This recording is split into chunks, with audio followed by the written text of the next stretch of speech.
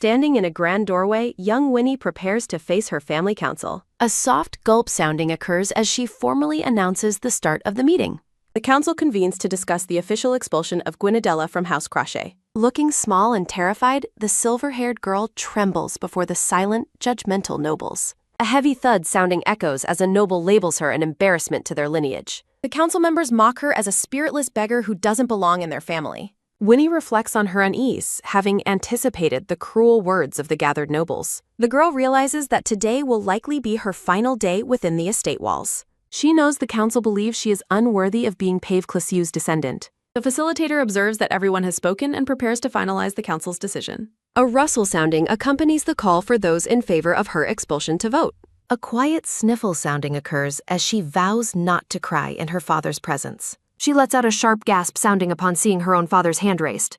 Staring in disbelief, she realizes that even her father has voted to cast her out. A final thud sounding confirms the unanimous consensus to expel the girl from the family. She is informed that she must forfeit the use of the household's most honorable name. A vision of the legendary founder, Pave Clisue, appears amidst a flurry of flowers. The family legacy is defined by their unique capacity to form contracts with powerful spirits. These spirit contracts manifest differently for each descendant based on their innate elemental attributes. Other children in the house effortlessly summon spirits of fire, wind, and water. Winnie remains the only one unable to summon even the lowest tier spirit for her contract. As she prepares to leave, the blue-haired Aquas approaches her with a mocking smile. Aquis winks and warns her not to address him so casually now she's an outcast. A splash sounding occurs as he douses her with water as a final insulting act. Shivering in her wet clothes, she listens as Aquis calls the attack a farewell gift. He mockingly tells her she should watch her back when she leaves the house's protection.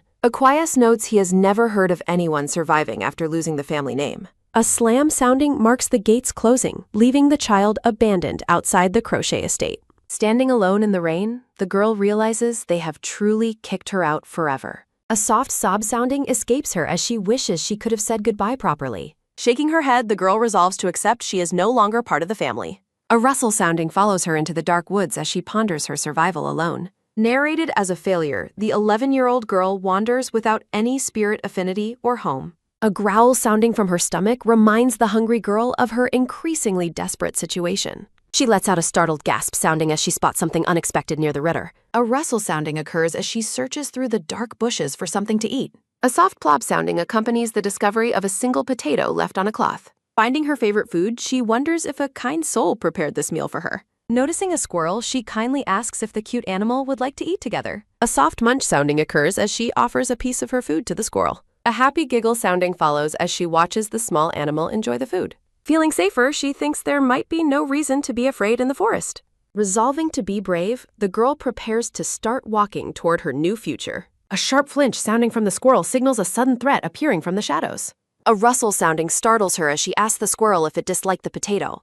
A quick thump sounding reflects her racing heart as she senses someone lurking behind her. A sudden grab sounding occurs as a hand lunges from the darkness to seize her. A quiz appears from the shadows, taunting her that he warned her to watch her back. A loud splash sounding follows as he cruelly declares she is unworthy of their name. Sinking into the cold depths, the girl sees two mysterious glowing figures approaching her. Sinking into the freezing water, Winnie wonders if those men were truly her father's subordinates. Floating in the depths, she realizes that the cruelty of the outside world remains the same. A distant memory flashes of her standing small before the imposing and judgmental Clisue family. As a younger child, Gwynedella marveled at the beauty of the estate's vibrant, blooming gardens. She recalls the cold indifference of the crowd when she was eventually cast out and abandoned. Sinking further into the dark abyss, her consciousness begins to fade within the cold, silent water. A sudden, bright flash sounding occurs as a mysterious, mystical energy begins to envelop her body. A regal woman with long purple hair and a dark floral gown appears within the void.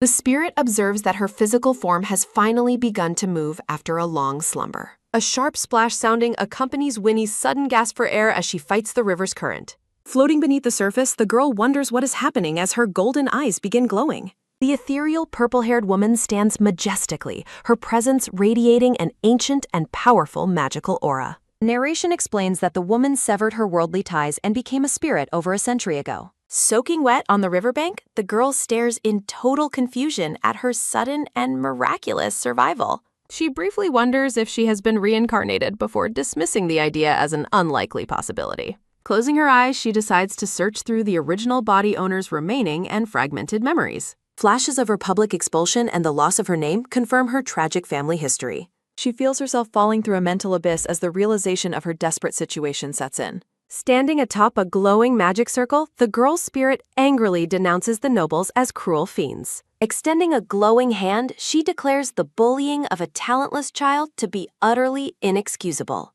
Identifying herself as the founder, Pave Closiu, she swears to pass judgment on her wicked descendants. She resolves to strip the family of the spirit blessing they value above all other things. A soft whoosh sounding occurs as she fails to manifest even a tiny spark from her palm. She realizes the small, malnourished body lacks the mana required to handle any high-rank magical spells. Despite her current inability to produce fire, she refuses to let her enemies go unpunished. A devious chuckle sounding escapes her as she begins plotting a new way to restore her power. The scene shifts to the bustling and elegant streets of the wealthy town of Klobatel. Townspeople gossip loudly about the massive fire that broke out at the Closiu mansion last night. They speculate that a fallen silver candlestick in the wine cellar started the massive accidental blaze. Hiding under a hood, Winnie notes that no one will notice items missing during the chaos. Approaching a local vendor, the girl politely asks to buy a single piece of his chocolate. A soft munch sounding occurs as she enjoys the sweet treat while walking through the town. She reflects on how she used her remaining mana to stealthily loot the burning family mansion. Walking past the shops, she realizes standard training would take years to reach her former proficiency. Visualizing falling gold coins, she decides her only option is to use wealth to buy mana. She plans to acquire a dragon heart, one of the most powerful mana-boosting elixirs ever known. A sharp creak sounding echoes as the hooded girl enters a quiet and dusty auction building. Reaching up, she pulls a hanging rope to signal for service at the main front counter. A man appears, questioning what business a young lady could possibly have at an auction house. The blonde man looks down at her with a condescending and bored expression, clearly doubting her. He warns the hooded girl that this is not a place where children can wander in. Glaring at him, she asks if she truly looks like just a little girl to him. A sharp "ugh" sounding escapes the man as he is suddenly overwhelmed by her crushing intimidation. Shaken, he nervously wonders why a child possesses such a terrifying and heavy air of authority. Changing his tone, he agrees to take her inside and leads her through the dark hallway. A red-haired woman rings a service bell and welcomes the visitor as an esteemed new customer. Winnie dumps an array of high-quality jewels onto the counter, stating her intention to sell them. The appraiser examines the treasure while Winnie inquires about the rare items in today's special auction. The girl looks surprised upon hearing about a legendary spirit user's item that keeps returning. Asked for a price, she confidently demands $50 million for the entire collection of stolen jewels. The appraiser asks if selling the jewels so cheaply is acceptable, but Winnie insists the surplus is a brokerage fee. A hand firmly presses a stamp onto the document, confirming the transaction will proceed exactly as Winnie requested. Handing over a receipt, the gloved staff member officially welcomes the young girl to the Pika auction house. Holding her ticket, Winnie is encouraged to enjoy her time within the elegant walls of the establishment. A cloaked man watches as the silver-haired girl walks past him in the auction hall. The cloaked man narrows his golden eyes, focused intently on the small figure moving nearby. Winnie suddenly senses a sharp sensation, as if someone is watching her from the nearby shadows. Startled, the girl spins around quickly to scan the busy room for her hidden watcher. Nobles and guards mingle in the hall, oblivious to the girl's sudden and suspicious glance. Winnie remains convinced that someone was observing her, though she cannot identify the hidden watcher's location. Pulling at his hood, the black-haired man confirms to himself that he has correctly identified her identity. A devious smirk plays on his lips as he notes the familiar and unmistakable feeling. The man questions why the legendary Pave Closiu has finally decided to reappear once more. The auction facilitator gestures to the gathered crowd while apologizing for the delay in starting the main event. An announcement echoes through the chamber, declaring the official start of the Pika Auction's Klobatel branch. The gray-mustached auctioneer prepares to reveal the first item of the day with an energetic flourish. A majestic short sword with a glowing hilt gem is presented as a returned item. Sitting in the front row, Winnie grumbles about Walika while the auctioneer seeks the blade's rightful master. Holding the ornate blade aloft, the auctioneer announces that the starting bid for the weapon is $100,000. Without any hesitation, a small hand reaches up to lift an auction paddle for bidding. Winnie holds her paddle high, her golden eyes determined as she competes for the spirit user's weapon. The auctioneer peers at the young girl, asking if there are any other interested parties for the sword. Darkness falls over the sprawling city of Klobatel as stars begin to twinkle at night. Walking alone, the girl ponders why the public has attached such a grand title to her name. Winnie decides to postpone her investigation, focusing instead on the dark object in her hand. She identifies the item as a half-dragon's heart fragment, sufficient for her immediate mana absorption and recovery. A quick metallic click sounding occurs as Winnie skillfully pries the glowing yellow gem from the sword's crossguard. The girl stares intensely at the radiant mana fragment reflecting light into her golden eyes. Winnie consumes the concentrated mana fragment, her entire body beginning to glow with a mystical yellow energy.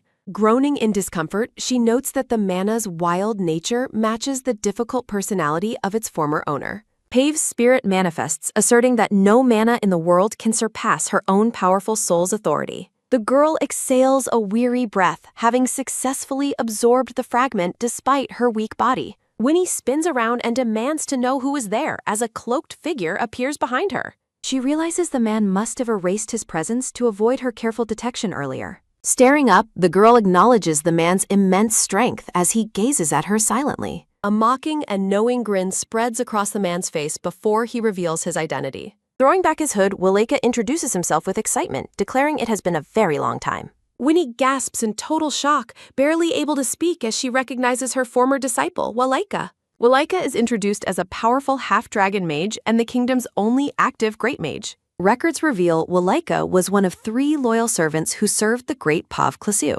Waleka lifts the girl into the air with joy while she dryly observes that he has not changed. He questions why she is currently a child, but Winnie counters by asking if anyone else has her soul. Waleka playfully asks to pinch her cheeks, prompting an angry Winnie to tell him to know his place. Feigning heartbreak, the disciple laments her cold reception after their reunion following a century and a half apart.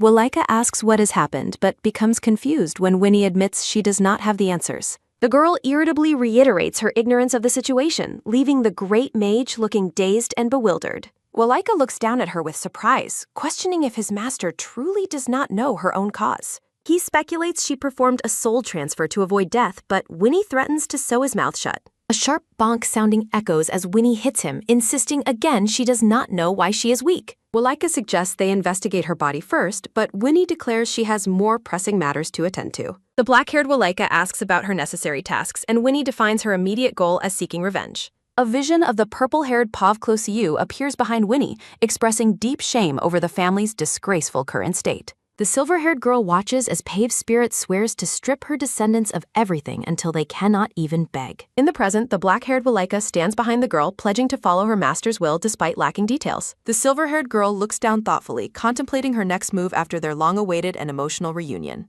Winnie decides she will personally oversee this revenge by using her current body instead of asking for outside help. The black-haired man looks down with a calm expression, asking her where she intends to travel to next. Looking at the town below, Winnie explains she must acquire more mana-boosting elixirs and artifacts to restore her power. Waleka looks at her with a serious expression, reminding her that he must bring punishment upon those fools soon. Winnie dismisses him for now, stating she will contact him once her revenge is complete and tells him to leave. A large, jagged speech bubble shouts for her to wait as Waleka stops his master from departing so soon. The silver-haired girl stops and looks back over her shoulder, curious about what has suddenly caused his distress. Waleka looks deeply pained, lamenting that she is leaving so soon after they have finally met again after so long. Close-up panels show Waleka's tearful face as he asks if she knows how he longed for her for 150 years. A sharp, rhythmic squeeze sounding occurs as Waleka clenches his gloved fist, stating that just being with her is enough. From an overhead view in the plaza, the girl begins to address him as Wali as they stand together.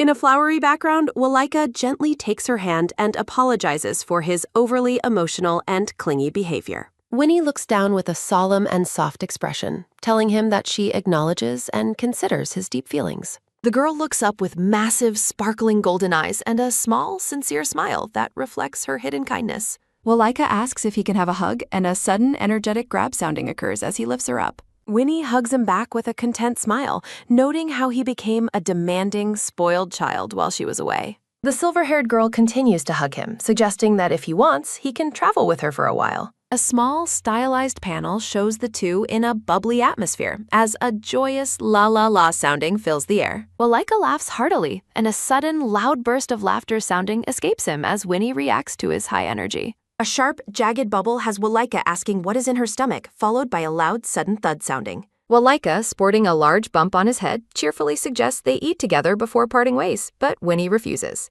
Walika leans in with a devious grin, asking if she wants to know about the new chocolates released during her absence. The background fills with images of sweets as Walika describes the latest honey syrup and ganache-filled praline trends. Small angel chibis fly around as Walika explains his inventory surplus from a recent distribution venture, capturing Winnie's attention. Walika laughs with his eyes closed, suggesting that he will leave it to her to rate the chocolates while sampling. Winnie throws her arms up in excitement as Walika lifts her, declaring that she cannot decline such a delicious offer. Walika laughs joyfully while Winnie holds up one finger, stipulating that she will only stay for a single day. Standing atop a glowing magic circle, Walika holds Winnie as a massive, powerful whoosh sounding signals their sudden teleportation. The silver-haired girl looks down with a dazed expression, a soft, swirling dizziness sounding as she recovers from the travel. The scene shifts to a green, leafy interior where Walika suggests she try out another treat, and Winnie agrees. Sitting in an ornate chair, Winnie samples a box of chocolates and critiques the nougat's mouthfeel and white chocolate base. A sharp, quick shuffle sounding occurs as the man in the formal uniform sits down and asks to see her work. Winnie notes that a chocolate coating lacks enough butter, and Walika praises her for eclipsing even professionals in the business.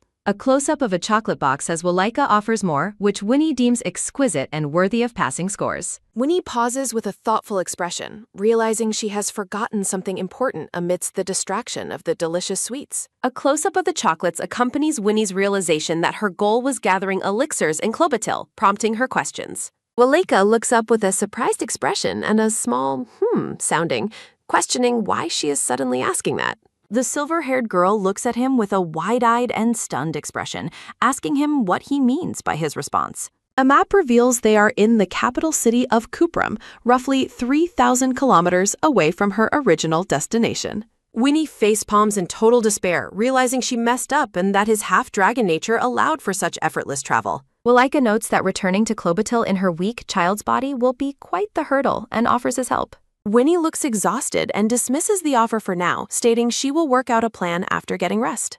Walika laughs cheerfully, telling her that he will take her to a bedroom if she is feeling sleepy and tired. Winnie stands with her eyes closed and arms crossed, a soft, rhythmic snoring sounding as she falls asleep while standing. The black-haired man stares at her with a stunned and silent expression, surprised by her ability to sleep on command. Looking down at the sleeping girl, the black-haired Walika notes that she has already fallen fast asleep. Walika carries the silver-haired Winnie through the hallway, a soft, lifting sounding occurring as he moves. A bright sun shines over the brick manor as the cheerful, rhythmic chirping of birds fills the air. Winnie stands in a new dress, irritably accusing Walika of letting her sleep late on purpose. Walika argues children need sleep, but Winnie dismisses his sophistry and prepares to leave immediately. The black-haired man calls out to his master, his expression surprised as she turns to depart. A sharp, quick grab sounding occurs as Walika holds out a small, lavender-colored drawstring pouch. A soft, rhythmic thud sounding follows as he secures the pouch of necessities onto Winnie's dress. Walika offers to accompany her for the family's sake, but Winnie bluntly rejects his request. Walika asks if things are the same with Sel, but Winnie claims total ignorance regarding them. Winnie declares she wants nothing to do with the gloomy elf, prompting a startled reaction from Walika. Walika imagines the elf performing experiments, while Winnie dismisses his delusions with an annoyed expression. Walika questions her priorities, while the silver-haired girl stubbornly insists on taking her leave at once. Winnie looks back with a faint smile, telling him to use a messenger bird if needed. Exhaling a weary breath, Walika wonders which of them is actually more likely to encounter trouble. Smiling warmly, the black-haired Walika bids a final, respectful farewell to his master as she walks away. A sudden, sharp spin sounding occurs as Winnie stops and looks back with a focused expression. The silver-haired girl stands alone, her attention caught by a mysterious and ethereal presence nearby. Winnie ponders the familiarity of a pleading voice that suddenly echoes through the quiet morning air. Winnie tells Walika to be quiet as a soft, rhythmic splash sounding fills the mystical plane. The purple-haired Pavclosio appears, acknowledging the silver-haired girl as Gwynedella while standing on water. Amidst floating lilies, a speech bubble reveals that the ancestor has long desired to meet her. The purple-haired woman stands serenely in her flowing white gown, her golden eyes filled with warmth. Gwynedella tearfully begs the ancestor not to reprimand her father, her hands clasped in a plea. Pave tells Gwynedella to calm down, reassuring the child that nothing bad has happened to her. Looking down with a gentle smile, the purple-haired woman asks the girl if she knows her identity. Crying, Gwynedella identifies her as Pave Closio, the founder of the family, while wiping her eyes. The young girl apologizes for taking action on her own, explaining her shock at the ancestor's voice. Pave offers to return control of the body, but Gwynedella politely declines the ancestor's generous offer. The silver-haired girl looks up with massive, shimmering eyes that reflect her deep sadness and sincerity. Gwynedella requests that the ancestor continue using her body instead of returning it to her. A low, somber murmuring sounding occurs as the girl admits she lacks the talent to be a vessel. Pave looks at the child with shock, questioning why she is saying such disparaging things about herself. Gwynedella explains her memories of the ancestor showed no weakness, unlike the life she has lived. Pave is overcome with anger and grief that such a courageous child suffered so much. A soft, swirling splash sounding occurs as the purple-haired woman kneels to be level with the girl. Pave reaches out with a tender expression, her hand hovering near Gwynedella's face in a comforting gesture. Pave laments the family's attempt to kill their own offspring after labeling such a lovely child incompetent. The purple-haired ancestor gazes at the girl with intense resolve, her expression filled with protective motherly fury. Gwynedella begins to object, but her voice falters as she looks down with a pained expression. The girl insists her father wouldn't have hurt her and claims she has no desire for revenge.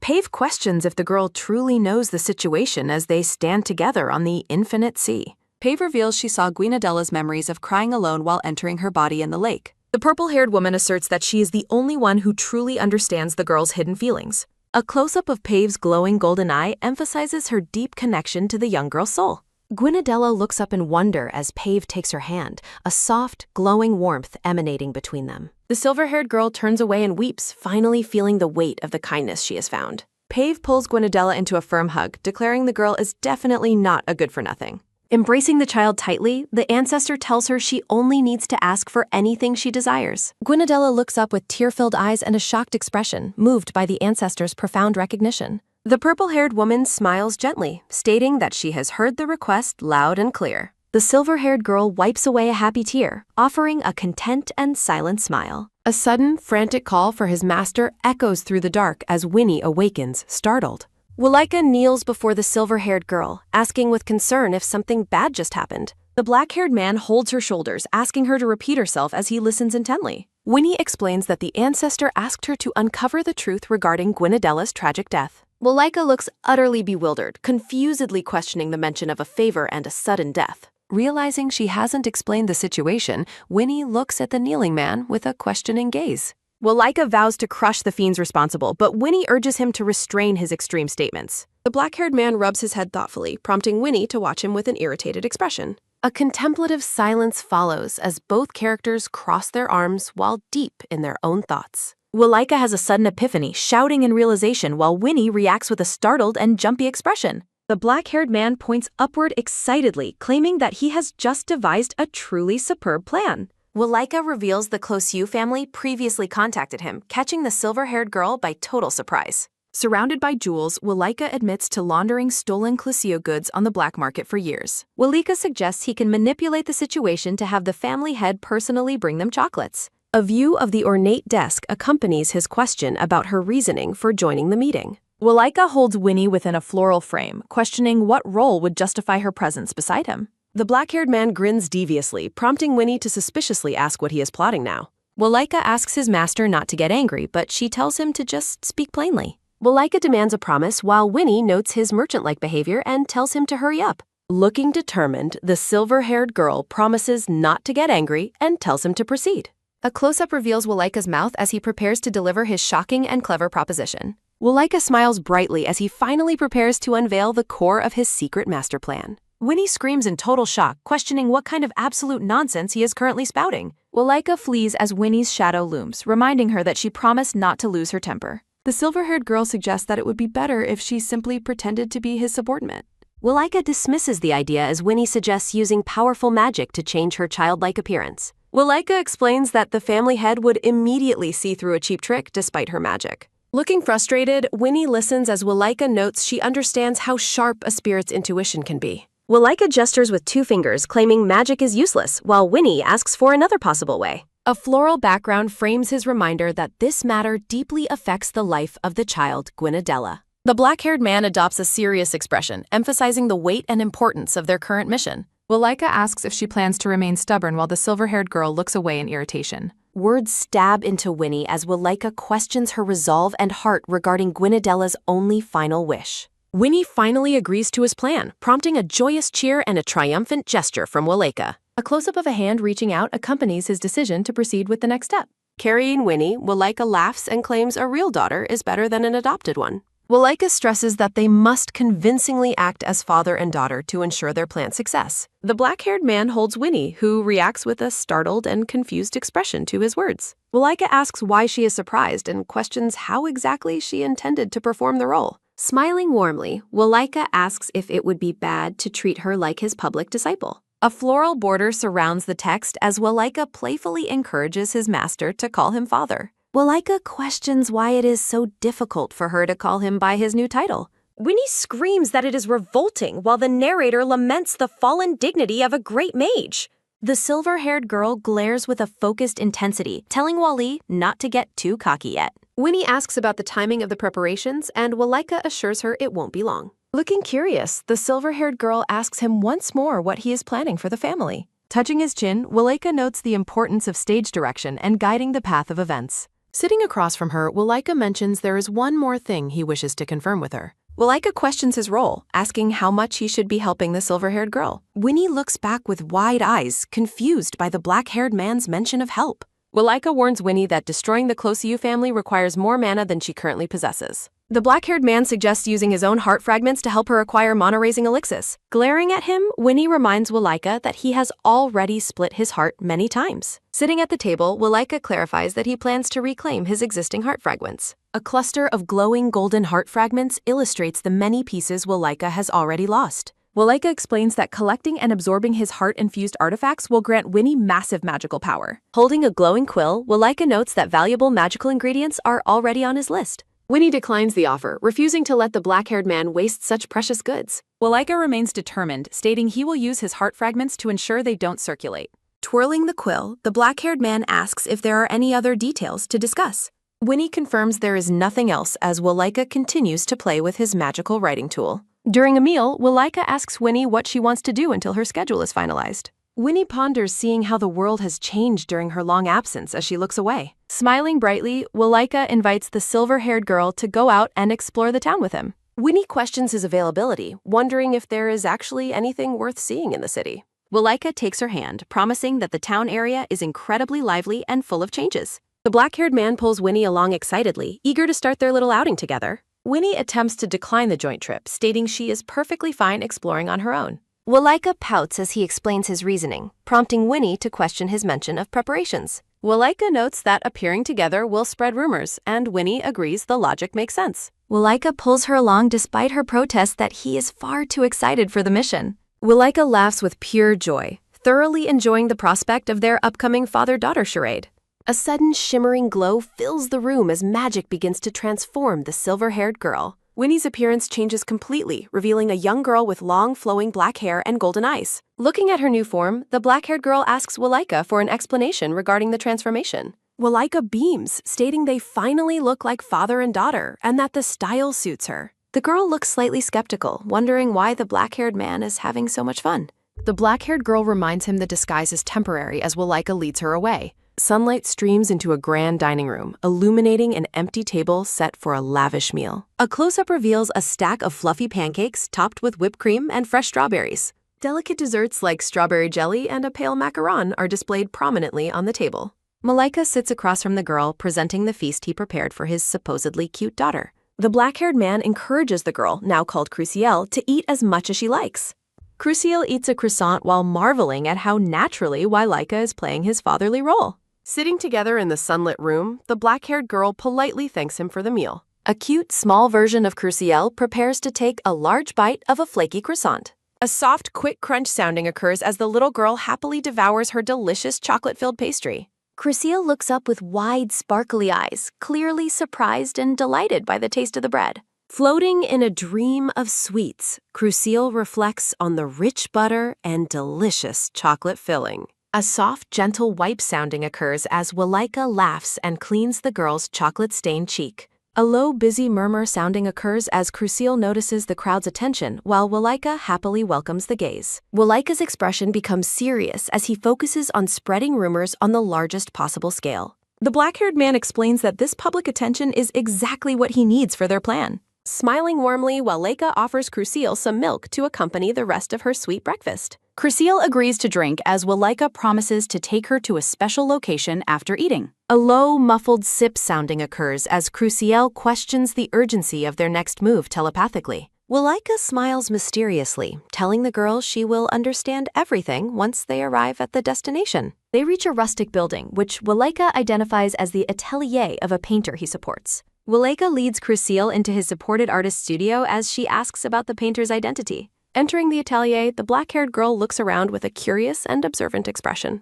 A sudden, sharp gasp sounding as the black-haired girl reacts with total shock to the studio's contents. Crucial is stunned to find portraits depicting her past self while Walika beams with pride beside her. The black-haired girl demands to know his reasons for these portraits, but Walika claims personal convenience. A cheerful tune escapes the black-haired man as the studio's occupant welcomes the arrival of Walika-sama. Adjusting his glasses, the blonde-haired artist notes that it is rare for Walika to bring company. Startled by the unexpected visit, the blonde-haired painter loses his balance and begins to tumble backward. A loud, crashing thud sounding as the painter falls over and sends his papers flying everywhere. Walika scolds the messy artist who insists he is uninjured while sorting through his scattered work. The blonde-haired man kneels down and introduces himself to the young black-haired girl as Grant Milliard. Grant identifies himself as Walika's patronized painter, while Crucial offers a polite and friendly greeting. Surrounded by flowers, Walika introduces Crucial as his biological daughter and claims she resembles him perfectly. Grant reacts with total bewilderment, repeating the word daughter in a state of utter disbelief and confusion.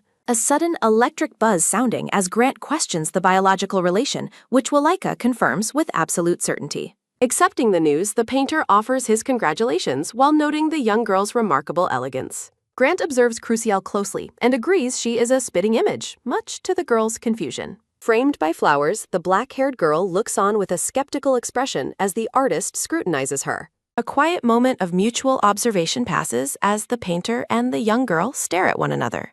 Walika tells the artist he is staring too much, prompting an apology and a question regarding the visit. The black-haired man commissions an immediate portrait of his daughter, showing a sense of urgency for it. Grant immediately begins cleaning his studio as the black-haired girl watches his frantic movements with suspicion. A sudden, quick tap sounding as the artist gestures toward a stool and invites his subject to sit.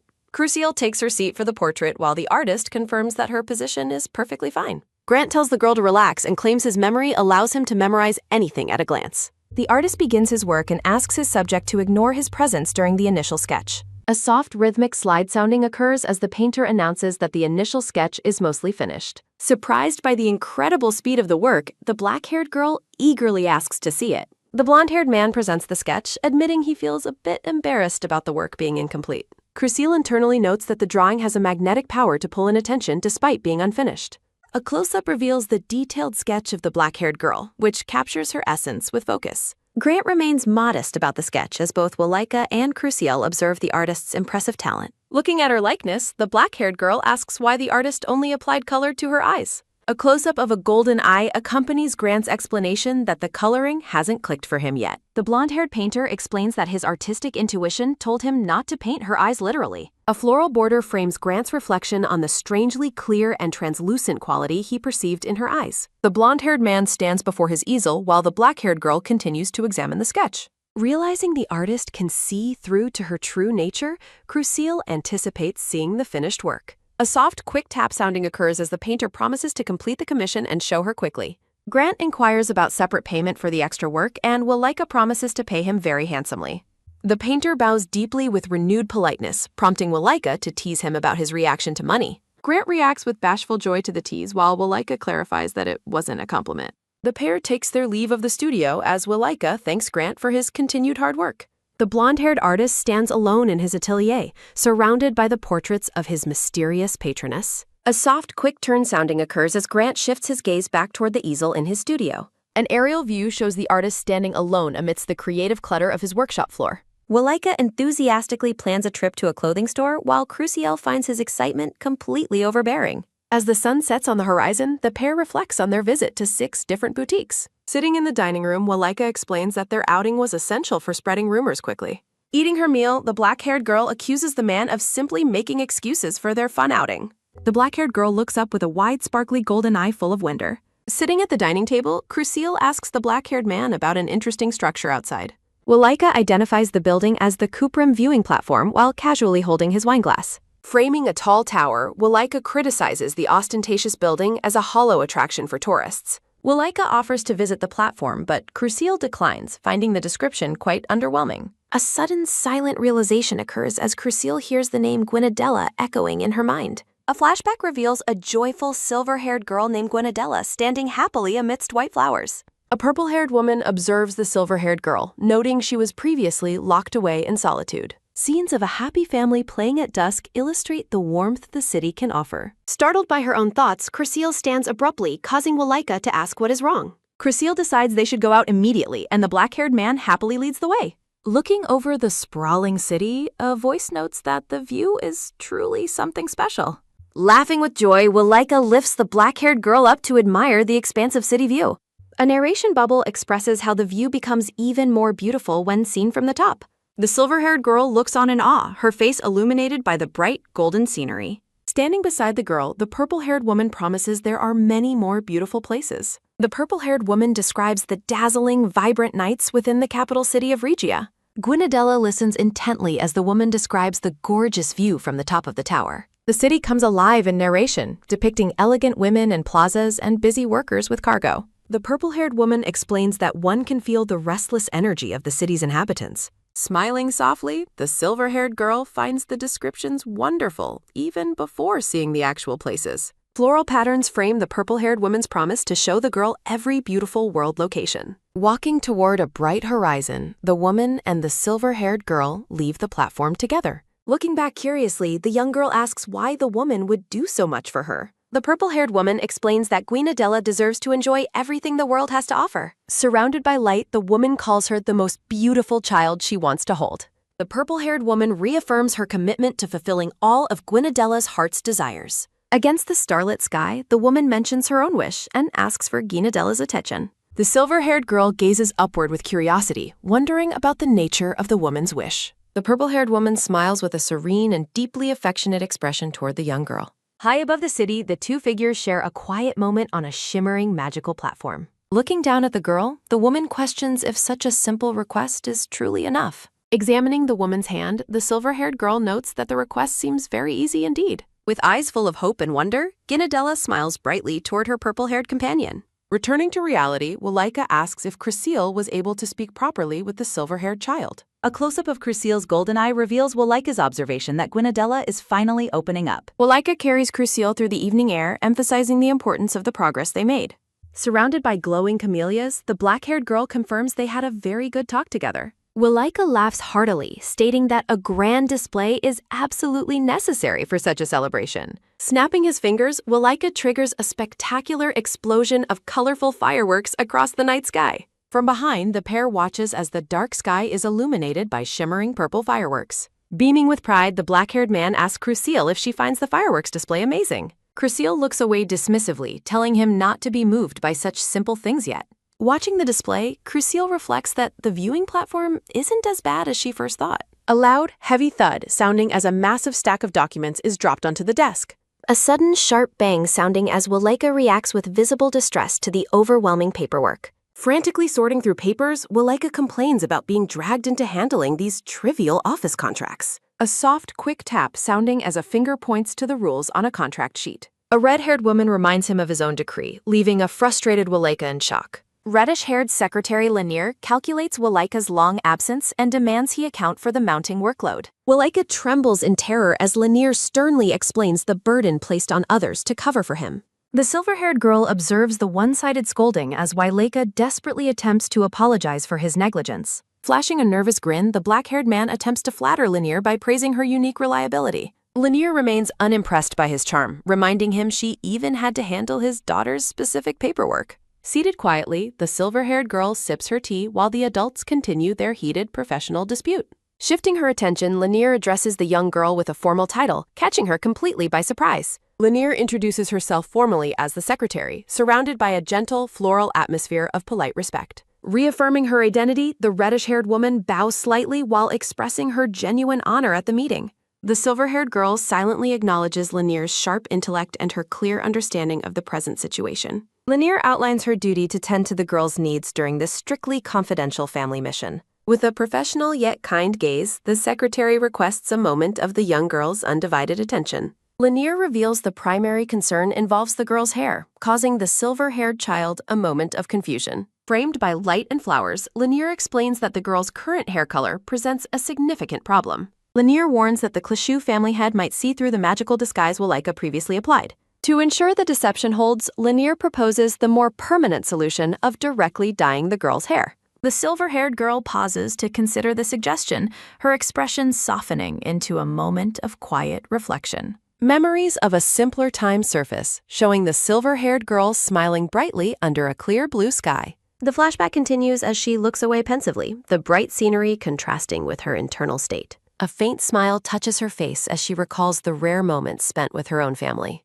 Agreeing to the plan, the silver-haired girl gives Lanier permission to proceed with the intended hair dye. Lanier's sharp eyes catch Walika neglecting his paperwork again, prompting him to frantically resume his writing. The secretary threatens to relocate the girl if the black-haired man cannot maintain his professional focus. The transformation is complete as the girl's long hair is now a deep, lustrous black color. Lanier explains the maintenance routine for the new hair while the girl considers the hurdles of her role. The secretary leads the way toward the dressing room to begin the next phase of the girl's make color. Walika attempts to join them with a cheerful expression, hoping to escape his overwhelming desk work. Turning back with a cold glare, Lanier warns Walika that his progress will be judged upon her return. Frustrated by his lack of discipline, Lanier punctuates her point by roughly crumpling a piece of paper. A sudden, sharp bang sounding occurs as a hand slams onto the desk, reinforcing Lanier's growing impatience. Lanier presents a document detailing 94 days of accumulated leave she has sacrificed for her job. With an intense, shadowed expression, the secretary declares her intention to finally claim every single day off. Walika is left speechless and paralyzed with fear by the terrifying resolve of his normally composed secretary. Lanier ignores his distress and departs with the girl, leaving the man to his mountain of documents.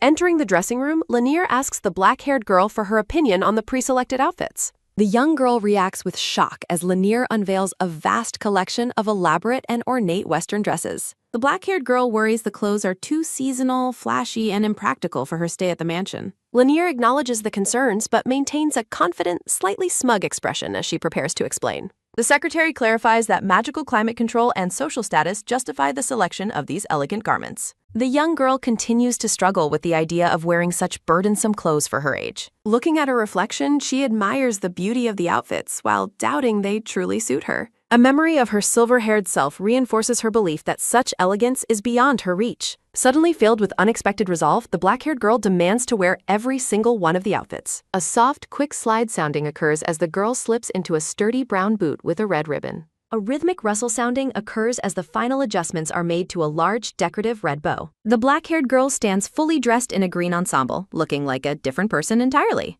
Lanier softly utters the name Gwynedella, watching the girl's reaction as she tries to adjust to the style. A quick, graceful turn sounding occurs as the girl displays the outfit, tentatively agreeing that it looks impressive. Noticing a hint of hesitation, Lanier questions if the girl genuinely dislikes the choice of clothing. Lanier compliments the girl's new outfit and reminds her it is truly her own physical body. In the mirror, the silver-haired girl notes her original features and credits her beauty to the ancestor. Reflected in the glass, the silver-haired girl admits she once felt foolish for her shy, timid behavior. Surrounded by dresses, the black-haired woman agrees with the girl's observation about her current change in personality. The ancestor explains that her presence in the body fundamentally alters the girl's behavior and outward appearance. The silver-haired girl accepts this reality with a look of quiet resignation as she listens to the explanation. Shifting the conversation, the black-haired woman suggests that the girl try to bring her own consciousness to the surface. The woman explains that such an action would make the distinction between their two identities immediately clear. Floating in a blue light, the silver-haired girl hears the woman's reassurance about the suitability of her dress. A sudden, sharp gasp sounding as the woman encourages the girl to try reclaiming control over her body. The woman realizes the girl is unsure how to proceed, prompting a stammered response from the silver-haired child. With a bright smile, the black-haired girl offers to guide her companion through the process of surfacing. Lanier interrupts, assuring the girl that she is under no obligation to force herself out if she is uncomfortable. The secretary emphasizes that there is no need for force, causing the black-haired girl a moment of surprise. Hearing the secretary's reasoning, the black-haired girl pauses and acknowledges the validity of her protective point. A brief reflection reveals that Guinadella was frequently compared to others while living at her own house. The woman feels guilty for pressuring the girl, realizing she meddled too much while trying to show her worth. Looking downcast, the black-haired girl laments that she completely disregarded the young child's actual feelings. With a pained expression, the woman sincerely apologizes to the silver-haired girl for her earlier lack of consideration. A sudden, energetic shout sounding as the black-haired girl vows to never let such a mistake happen again. Later, Lanier serves tea while the black-haired girl confirms that Guinadella has graciously accepted her heartfelt apology. The woman thanks her secretary for the timely intervention that prevented her from making a major social blunder. Curiously, the black-haired girl asks how Lanier was able to sense Guinadella's feelings without hearing her voice. Lanier smiles warmly, explaining that her intuition comes from having a younger brother close to the girl's age. The revelation about Lanier's sibling catches the black-haired girl off guard during their quiet tea time together. Lanier describes her brother's past struggles with family shame, leading the woman to reflect on the complicated situation. Moving on to the next task, Lanier reviews the agenda for the girl's upcoming training and formal education. The secretary mentions providing an education fit for a successor, sparking the black-haired girl's curiosity about the curriculum. Lanier suggests skipping basic lessons for more advanced topics, leaving the girl wondering what those specific lessons entail. The secretary explains that Walika intended to handle the explanation personally, just as the door is suddenly rattled. A sudden sharp click sounding as the door flies open and a voice loudly demands that they hold on. Bursting into the room, a frantic Walika declares that he will be the one to explain the lessons. Both the black-haired girl and the secretary stare in wide-eyed shock at the man's sudden and loud entrance. A heavy, awkward silence fills the room as Walika leans against the doorframe to catch his breath. Flashing a polite but dangerous smile, Lanier asks if her boss has finally finished all of his pending paperwork. The secretary sarcastically praises his concern before declaring her intent to take all of her accumulated vacation days. Terrified, Walika begs for a moment to speak with the girl before he returns to finish his daunting workload. In a playful demonstration, Walika offers to teach his master the detailed history of the continent's past changes. Walika explains that this education is vital for her role as his daughter and includes necessary etiquette training. From across the room, Lanier firmly reminds him that his professional duties must be completed before any teaching begins. Walika attempts to dodge his work with various excuses, citing a sore back and a short attention span. A sudden, sharp, metallic shing sounding as Lanier unsheathes a katana, causing Walika to freeze in pure terror. Dejected, the man trudges back to his office while the black-haired girl mockingly labels him a big slacker. A sudden, sharp thud sounding occurs as the atmosphere becomes serious during their quiet, private conversation. Lanier bows deeply, apologizing for her disciple's immature behavior while thanking the girl for her ongoing patience. Following a summary of current events, the black-haired girl prepares to ask a serious question about her family. While writing in her journal, the girl asks why the Clusio family has fallen into its current state. Lanier explains that a power struggle followed the Great Mage's disappearance, causing internal strife and the loss of magic. The loss of research and broken bloodlines meant that people eventually abandoned their hopes for the development of magic. Lanier concludes that since the era of Great Mages ended, spirit users have become the focus of the continent. Narration explains that the Closiu family rose in status due to their high affinity for spirits. The black-haired girl explains that her contract with the Spirit King blessed her family with spirit control.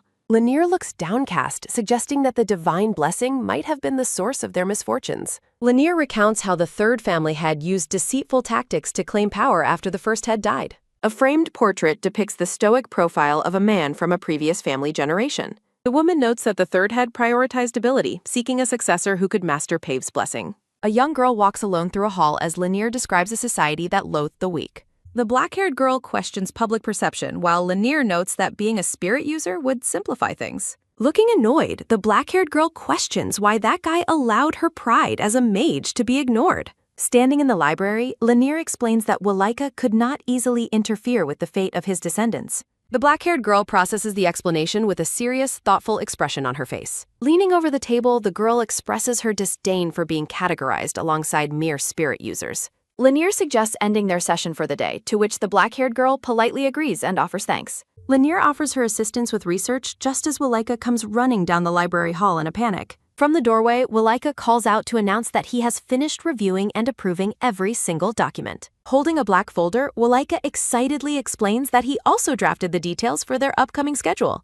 The black-haired girl looks skeptical as Walika hands her the folder containing his newly developed plans. A quick, soft flip sounding occurs as the girl reads about a celebration to announce her as successor. Shocked by his seriousness, the girl realizes Walika truly intended for her to pass as his daughter. A close-up of the girl's wide golden eye captures her stunned realization regarding Walika's true intentions. Walika envisions himself introducing the girl to high society as his legitimate daughter and chosen family successor. Narrating the plan, Walika describes using his black market influence to invite powerful figures, including the Clusio head. The man imagines a grand party where he proudly shows off his daughter to the gathered nobility. Looking over the papers, the girl concludes that they will use the party to expose the Clusio truth. Setting a deadline, the black-haired girl commands Walika to execute the entire plan in exactly 1 month. A sudden, sharp patan sounding occurs as the girl closes the folder, praising the plan's high success rate. Walika panics, arguing that a month is far too little time to establish her social identity as his daughter. Ignoring his complaints, the girl asks Lanier how long it will take to prepare and deliver the invitations. A sudden, sharp crackle sounding as Lanier estimates that Magic and Pigeons will finish the job in 3 days. Walika remains frantic, stressing the extreme difficulty of organizing a large-scale event on such a tight schedule. Lanier remains perfectly composed, suggesting that most of their logistical problems can be solved with sufficient funding. Lanier notes the deadline is reachable with a large budget, prompting Walika to ask if he is just money. Looking at the man with blank expressions, both Lanier and the girl wonder if he is anything else. Standing with newfound authority, the black-haired girl declares that she is counting on them for the busy month. A sudden, sharp patan sounding occurs as the door closes behind the girl as she leaves the room. A soft, quick karoo sounding occurs as the girl turns her head while walking down the quiet hallway. Looking out the window, the girl thinks that life will finally return to normal once the mission ends. A close-up reveals a focused amber eye belonging to a woman with long, flowing purple hair. Reflecting on her situation, the purple-haired woman stands by the window and wonders why she was summoned. During dinner, the girl asks about party preparations, while Walika jokes about the harsh deadline she set. Walika confirms everything is proceeding smoothly before mentioning he has brought a specific gift for his master. Walika mentions the arrival of heart fragments, but the girl tells him to leave them and get back to work. Walika insists on staying, explaining that he must personally supervise the absorption process after being away so long. The girl questions his autonomy, while Walika notes that his supervision is necessary to prevent any potential accidents. A sudden, sharp paka sounding as a chest opens to reveal 3 glowing yellow heart fragments on silk. Holding the chest, the girl senses a surge of powerful mana emanating from the small, radiant fragments. Looking into the box, the black-haired girl concludes that the current amount of fragments will be sufficient. The girl looks down with a soft, sincere expression and quietly expresses her gratitude for the items. The girl stands alone in the center of the grand hall, illuminated by the light of the chandelier. A sudden, sharp crack sounding occurs as violent energy surges around the girl as she begins the absorption. A sudden, sharp gong sounding as Walika rushes into the room, loudly shouting for his master. The girl gasps for air, noting that a long-forgotten sensation caught her by complete surprise. Walika observes that the intense mana flow would have destroyed the circuits of any normal human. The girl explains her soul's traits remain unchanged despite being in a younger, different body. Walika points out that his master has not yet absorbed every heart fragment he provided. He asks why she hasn't taken the final step to become a high-level mage already. She argues that a 9-year-old high-level mage would cause immediate and dangerous public suspicion. A sudden loud fa sounding as the exhausted black-haired girl yawns during their late conversation. Walika notes her obvious tiredness and suggests she should finally go to sleep for tonight. The girl agrees to rest and asks Walika what his plans are for tonight. Walika offers a charming smile while promising to personally escort his master to her bedroom. Looking at him, the girl quietly reflects on his nature as an incessant, annoying busybody. A soft, quick puni sounding as Walika playfully pokes the sleeping girl's soft, round cheek. A soft, quick sue sounding as the girl sleeps deeply while Walika watches over her. Later, Walika smugly asks if listening to his advice was the right choice after all. Sighing at the window, he remarks on how much trouble his young master gives him. The scene shifts to the library where the black-haired girl finds magic history highly suspicious. A soft, quick moo-moo sounding as she frowns, noting the strange flow of historical magical events. She notes that while practical magic evolved, general and common magic have declined significantly overall. A soft, quick sounding as she decides to investigate further after current matters are resolved. Her deep research is interrupted by a sudden, sharp hunger after using her brain so much. A sudden, sharp dawn sounding as she examines a chocolate tart that Lanier brought for her. A soft, quick sounding as she decides to use this chance to test her power. Concentrating, the girl desires a warm tart as a magical glow begins to surround her body. A sudden, loud bang sounding as the chocolate tart begins to steam with fresh magical heat. She celebrates the success of her word magic, which successfully altered reality to her specific liking. From the library entrance, Walika calls out to her, asking if she has a spare moment.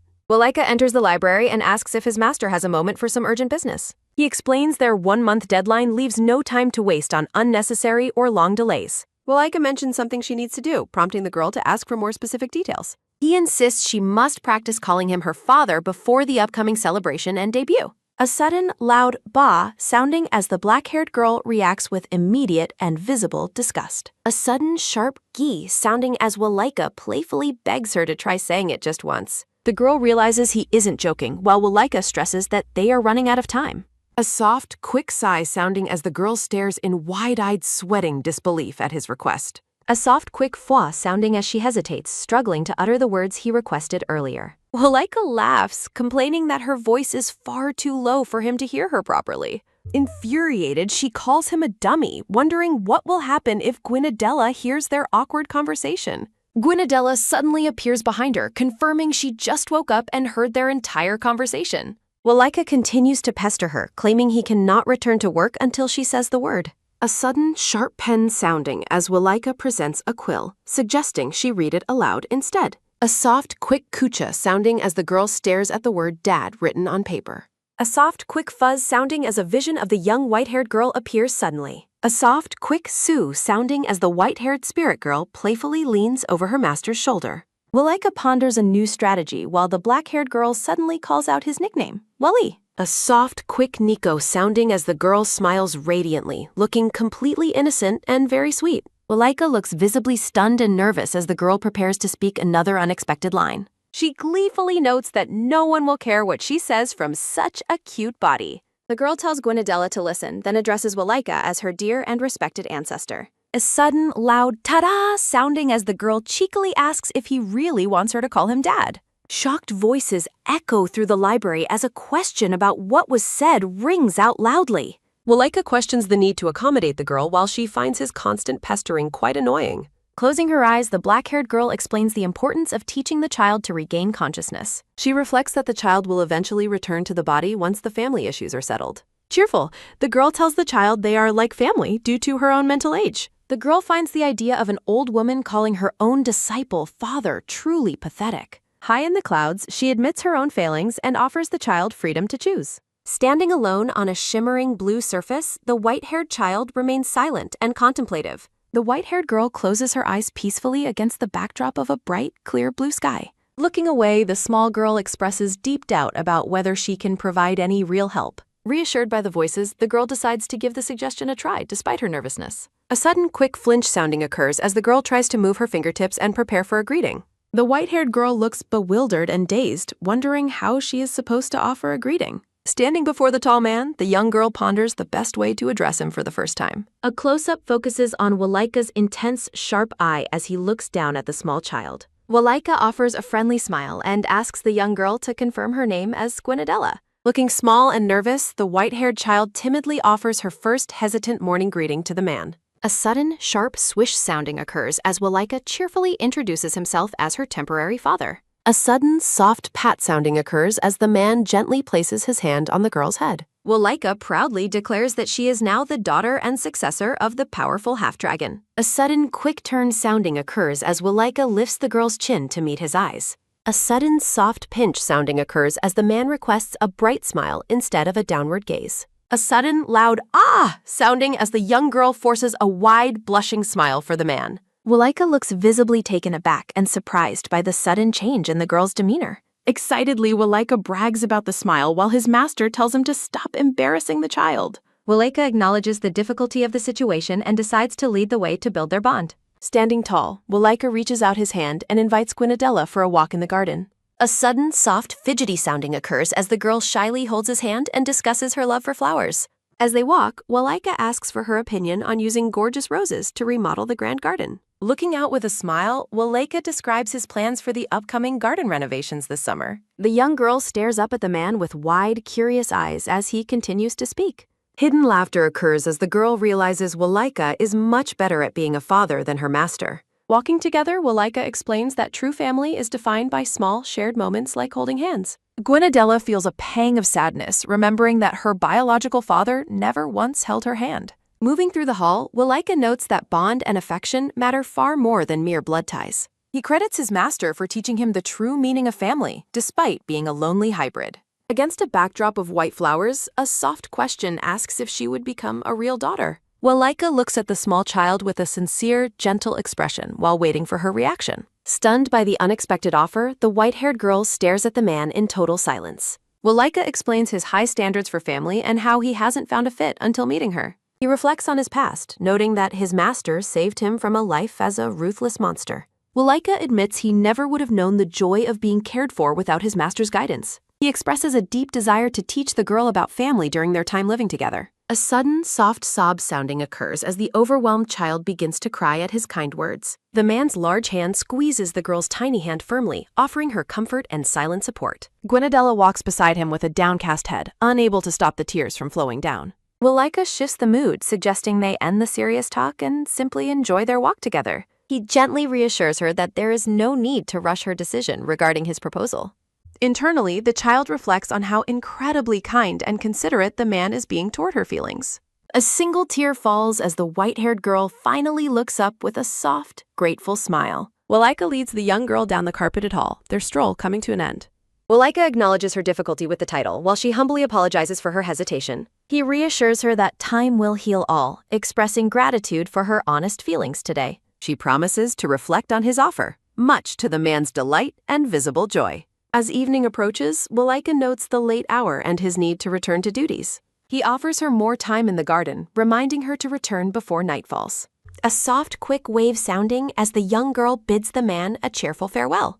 A soft, quick, slowly sounding as the girl's eyes drift shut amidst a floral background. A sudden, sharp sparkle sounding as her eyes fly open with a new, golden intensity. The master praises the child's performance, apologizing for the pressure she placed on her earlier. Observing the girl's brighter mood, the master notes the positive effect of granting her autonomy. With the naming issue resolved, the black-haired girl focuses her attention on the next objective. She sets her sights on a powerful elixir, essential for reaching her peak magical potential. In her study, the girl reviews maps, deciding that her quest must lead her beyond Kupram. Research notes detail potential sources of magic, including rare plants and high-level magic beast essences. A sudden memory strikes her as she prepares for the arduous journey that lies ahead. A vision of the past shows a white-haired man holding a leaf beside a woman. The memories explain that while not a mandragora, the plant still holds significant magical essence. She recalls the man leaving the plant for local animals, though its location remains hidden. The girl hopes the site is still concealed, trusting luck to keep the treasure safe.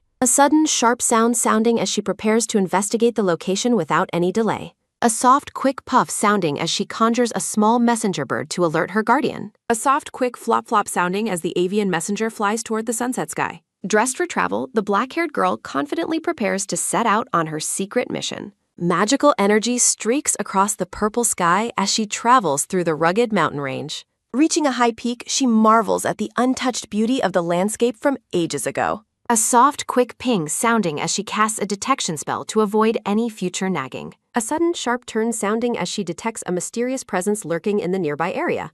A caped man appears, accompanied by a small spirit, investigating the magical fluctuations he sensed. Hiding, she identifies him as a spirit user, noting the middle-tier companion at his side. Addressing her ancestor, she remains calm about the spirit, certain that they will remain undiscovered. The man orders his spirit to scout Mount Lepus, suspecting the presence of roaming magic beasts. As the spirit approaches, the master reassures the nervous girl that their presence is undetected. She reveals a binding spell restraining her power, making her invisible to lesser spiritual entities. A soft, quick flap sounding as the spirit passes by her hiding spot in the brush. Watching the spirit depart, she smugly reminds her companion of the accuracy of her prediction. She claims that only a spirit king could hope to perceive her true, immense magical power. Feigning hurt, she asks if her words were doubted, as the chibi girl appears overwhelmed. A soft, quick clang sounding as she gathers concentrated magical energy between her gloved hands. She boasts of her skill, having altered the teleportation formula to evade detection by any spirits. A sudden loud bright sounding as she initiates a search for the elusive belladonna plant. A golden bud appears, remaining in the exact location she remembered from her previous life. A sudden bright shining sounding as she prepares to claim the plant in the absence of beasts. A sudden loud whoosh sounding as the girl spots the glowing pink flower in the distance. Leaping through the air, she descends toward the branch where the magical flora is nesting.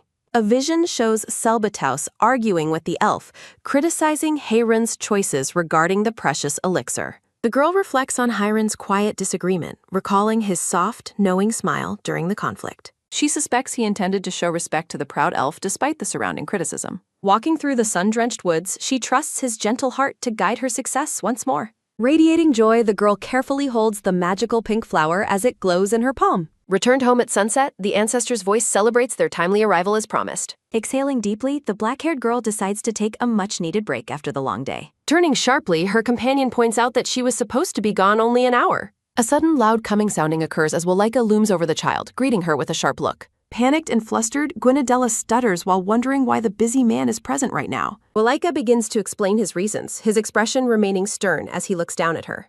Backed by crackling energy, the man scolds his master for venturing out alone without proper notice. Sweating nervously, the girl listens as he criticizes her vague messenger pigeon note about her location. A sudden, loud roar sounding occurs as the man describes his tense wait for her return.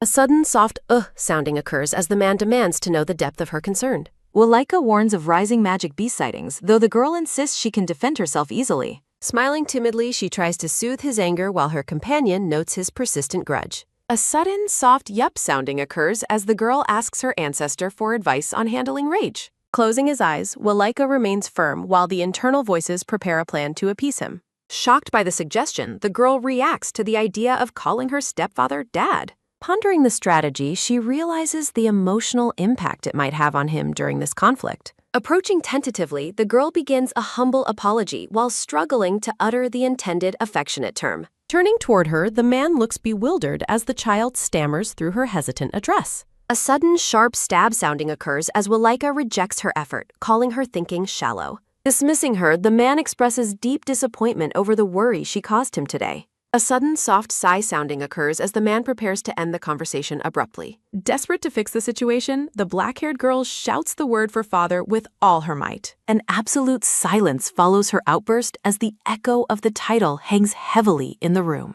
Feeling dizzy, the child stutters in confusion while the man questions her sudden change in behavior. The child personality quickly takes the blame, claiming she was the one who suggested the idea. Tearing up, the girl apologizes for making the man even angrier with her meddling behavior. Seeing her distress, Walika panics and waves his hands, claiming he spoke without any reservation. He frantically reassures the sobbing child that her involvement is welcome and his anger has vanished. Leaning in with visible excitement, the man asks her to confirm her choice of address. The internal voice praises the girl's performance, feeling a massive weight of tension lift. Smiling brightly, Walika encourages the child to say the word again for him to hear. Looking up with wide eyes, the girl timidly offers the requested title once more in a whisper. A sudden, soft pat sounding occurs as the man gently places his hand on her head. Radiating joy, Walika promises to be a parent she will never regret having. The ancestor voice notes the success, deciding to reclaim control of the girl's body temporarily. A sudden, quick pop sounding occurs as the girl's eyes regain their golden, confident intensity. The man notes her quick return to normal as the master personality humps with satisfaction. Walika suggests they reconcile, asking for the specific reason she traveled to the mountains. She displays the magical plant, which the man recognizes as a powerful 200-year-old elixir. Sitting together, she explains the elixir will grant her independence from his heart fragments. A sudden, soft humph sounding occurs as she refuses to return his fragments, keeping them for emergencies. Walika smiles to himself, noting that his teacher refuses to be honest about her feelings. The master notes the success of their day while the man mentions an upcoming meeting with Mardika. The name triggers a reaction from the young girl, who listens intently as he continues. She recalls the family's past negotiations, while Walika confirms they still maintain strong ties. Noticing his mischievous expression, the girl wonders what kind of scheme the man is planning. Remembering his duties, Walika tells her to avoid further trouble while he checks documents. A sudden, soft warp sounding occurs as the man opens a portal, reminding her to eat dinner. Impressed by his exit, she acknowledges the man's great skill with high-level teleportation magic. A sudden, soft tap sounding occurs as she confirms her own mountain-traveling magic was only partial power. The purple-haired ancestor recalls her past life as an undefeated mage with overwhelming mana and power. Gwynedella asks her ancestor if using magic is as difficult as controlling spirits. The internal voice asks the girl if her interest in magic has suddenly sprung up. Gwynedella wonders if it's okay to like magic. Her ancestor says spirit talent isn't everything. Walking toward the balcony, Gwynedella listens as her ancestor asks if she wants to learn magic. A white-haired girl in a blue dress looks surprised, asking if she is the one chosen. The ancestor explains that the girl already possesses intermediate-level mana and can learn with proper instruction. Stunned, the white-haired child can only offer a soft, breathy sound as she processes the news. Her eyes sparkle with hope as she realizes she might actually have a future in magic. In the present, Gwynedella notes that her banquet preparations and magic training are progressing well. A framed memory shows the ancestor reflecting on the 2 boys she used to teach long ago. Reading her book, the girl tells Walika she will be ready for their outing very soon. Smiling broadly, the black-haired man stands beside the girl, who mentions their weekly outings together. Gwynedella looks up from her book, asking where their journey will take them today. A sudden, sharp ch sounding occurs as the man presents 2 concert tickets with a flourish. The girl stares at the tickets, wondering what kind of event her father has planned. A sudden, soft grin sounding occurs as Walika promises his master that she will love the surprise. The scene shifts to a massive, empty theater where Gwynedella internally scolds her father's madness. She wonders how he secured premier front row seats while the man asks for her opinion. Smiling nervously, the child worries if their presence will block the view of other audience members. Laughing, Walika explains he paid for the seats specifically so his daughter could watch from the best spot. Gwynedella smiles timidly while her father boasts, though she internally sighs at his excessive behavior. Closing her eyes, the girl accepts her uncomfortable situation since she has no other choice. A lone performer, the silver blonde primo uomo, stands in a spotlight for the private show. A sudden, quick clap sounding occurs as the girl cheers for the incredible performance she just witnessed. A sudden, quick clap sounding occurs as Walika praises the touching and flawless execution on stage. A sudden, soft whisper sounding occurs as Gwynedella expresses sadness that the curtain call has arrived. Walika leans in, asking his daughter which of the performers she liked the most today. Looking delighted, the girl exclaims that she absolutely loved the acting of the primo uomo. The black-haired man looks thoughtful, simply acknowledging her preference with a calm look. Walika calls out to the silver blonde performer, stating that his daughter enjoyed the singing. Sitting regally, the man orders the actor to sing a song specifically for his daughter, Chrishiel. A sudden, sharp gape sounding occurs as the panicked girl asks her father what he is saying. Walika treats it as an encore, promising the man will be handsomely compensated for the extra work. The primo uomo looks down with a humble expression, hoping the man can understand his position. Walika rests his head on his hand, casually reiterating his willingness to pay a large sum. The performer explains he does not perform for money and wishes to maintain his professional pride. Walika stares intensely, offering 10 million E's and asking the actor for his final response. A sudden, soft murmur sounding occurs as Walika doubles the offer to 20 million S. He claims the actor won't get another opportunity like this, even with his current popularity. Gwynedella scolds her father for being rude while he raises the bid to 100 million S. Walika smiles mischievously, asking the silver blonde man if he would truly dare to turn him down. A sudden, soft falter sounding occurs as the performer hesitates, his professional pride clearly wavering. Gwynedella reacts with frustration, remembering how her companion used to draw attention with strange behavior. A flashback shows a younger Walika running toward a restricted lake while his master watches in shock. A sudden, quick crack sounding occurs as the half-dragon boy ignores signs and runs onto the water. The purple-haired woman recalls how she was always the one left to clean up his messes. Gwynedella shouts an apology to the performer, cutting off her father's relentless bribery. Dragging the man away, the girl insists it was not her intention to insult the singer. Walking away with a sigh, Gwynedella notes her father's tendency to go overboard for her sake. A thought bubble appears, asking for forgiveness for his silly father's recent behavior. Gwynedella clasps her hands together, offering a pleading and adorable look to the crowd. Walika laughs sheepishly in his disguise while the girl promises to provide an official apology. Sobbing, the black-haired child apologizes profusely to the onlookers for the scene they caused. Within a lavish bedroom, a frustrated shout echoes, calling Walika a prat for his actions. A sudden, loud bellow sounding occurs as Gwynedella scolds the man for his embarrassing public behavior. Relaxing, the black-haired Walika tells his master that the entire scene was merely an act. Gwynedella looks skeptical, repeating his claim that the theater outburst was a planned performance. The girl remains stunned by the revelation, her small frame trembling with lingering confusion. Walika explains that he and the actor coordinated the spectacle to fool the entire audience. Grinning, the man boasts that rumors about his doting nature will soon spread through Kufram. Looking down at the theater, he details how her smart intervention perfectly completed their scheme. Walika apologizes for the secrecy, noting her reaction was essential for the plan's success. Embracing the grumpy child, the man predicts that the upcoming banquet will be quite interesting. Gwynadella sighs with exhaustion, claiming his constant antics are shaving years off her life. Laughing, Walika points out that she called him her father quite naturally multiple times today. A sudden soft ack sounding occurs as the girl reacts to her father's teasing on the sofa. A sudden soft waft sounding occurs as a memory of her affectionate address floats by. Blushing, the girl stutters a defense, claiming that starting a task is already half the battle. Looking incredibly flustered, Gwynadella shouts at him to stop bringing up her embarrassing moment. Walika laughs heartily, affectionately calling his daughter an insolent brat for her fiery temper. Later, the black-haired girl eats a snack, casually asking Wally what he wants from her. Refusing to go out again, she listens as Walika clarifies he isn't seeking her master personality. With a gentle expression, the black-haired man asks to speak directly with the child, Winnie. The master personality looks surprised by the request, her golden eyes wide with sudden curiosity. A sudden soft shk sounding rs as the child's spirit begins to emerge into focus. A sudden soft sk sounding occurs as Winnie timidly greets her future dad with a blush. Walika beams with joy, encouraging the child to continue her snack while they speak. Sitting together, the man mentions the banquet and Arcasto's expected attendance in 4 days. A sudden, sharp rattle sounding occurs as the mention of Arcasto causes the child to tremble. A sudden, soft thud sounding occurs as Walika explains he must insult her to reveal Arcasto's heart. In a vision, Arcasto sits coldly as Walika warns of the cruel lies he will tell. Close-up of the red-eyed man, Walika notes that even false words might cause her pain. A sudden, soft thud sounding occurs as the girl's tears fall, overwhelmed by the plan. Desperate to comfort her, Walika shouts his true desire for her to be his real daughter.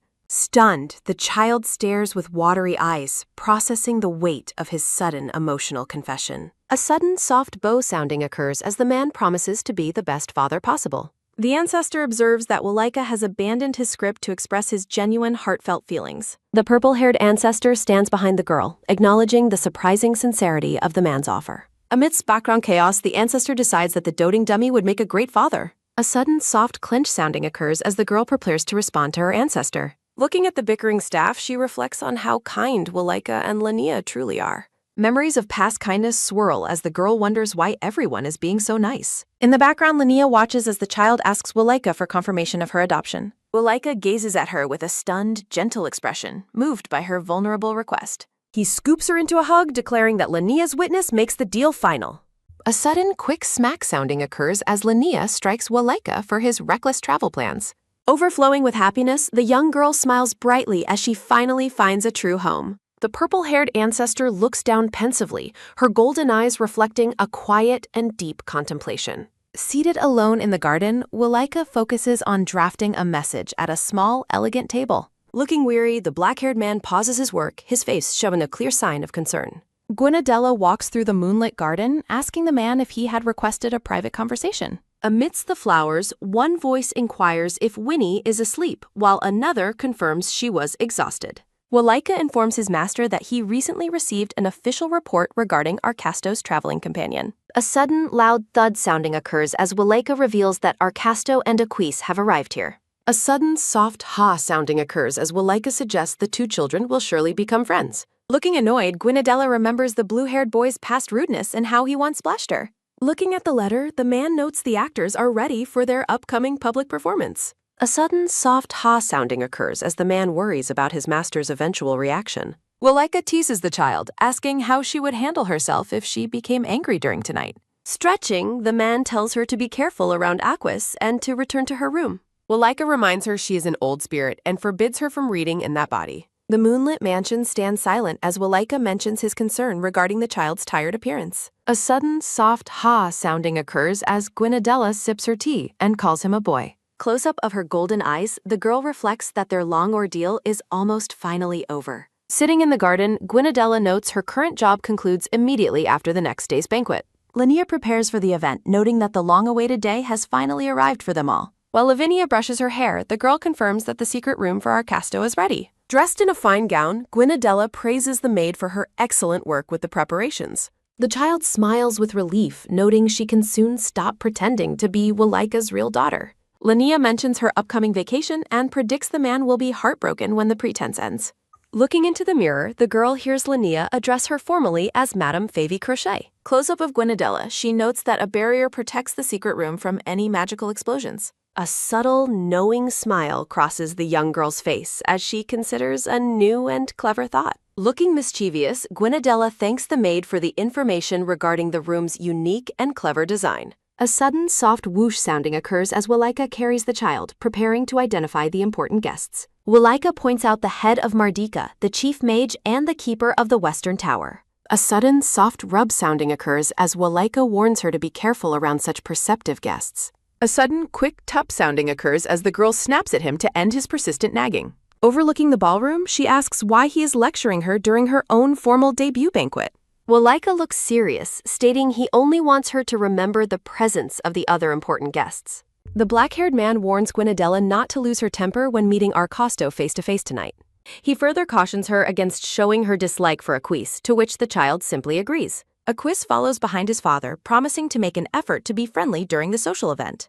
Staring from the crowd, Arcasto wonders how the man can act so casually after everything that happened. The red-haired man reflects on Walika's shameless smile despite the past suffering they both clearly remember. Watching the girl on the balcony, Arcasto recalls the pain Winnie endured before reaching this point. A sudden, sharp freeze sounding occurs as the white-haired child's spirit assures her ancestor she's okay. The white-haired child looks hopeful, smiling as she considers her future with her new family members. Winnie expresses that she is no longer afraid because she has her ancestor and her father. A sudden realization strikes Gwynadella as she sees a vision of Winnie and the name Crishiel. Walika approaches his daughter with a charming smile, asking if she is truly enjoying the festive evening. The black-haired girl remains silent, her profile illuminated as she prepares to respond to the man. Smiling brightly, the girl enthusiastically tells her father that she is having a wonderful time tonight.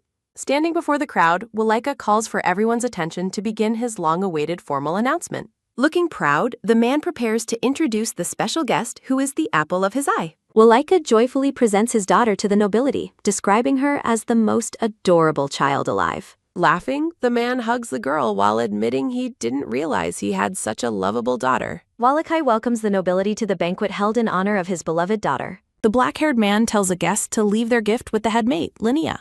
Walika boastfully agrees with the guest's praise, claiming his daughter is the most adorable child. While Walika hugs the child, she reflects on how much his grumpy personality has improved. Looking at her doting father, the black-haired child feels she can finally relax a little. A sudden realization strikes as the girl's golden eyes widen in response to a strange feeling. Walika asks his master if she also sensed the powerful energy emanating from the banquet hall. The man introduces Rayote Ricador, a silver-haired guest and descendant of the legendary figure Hiron. Gwynadella stares at the silver-haired boy with a look of intense curiosity and quiet recognition. Walika notes that she always had a peculiar fascination with anything related to her student, Hiron.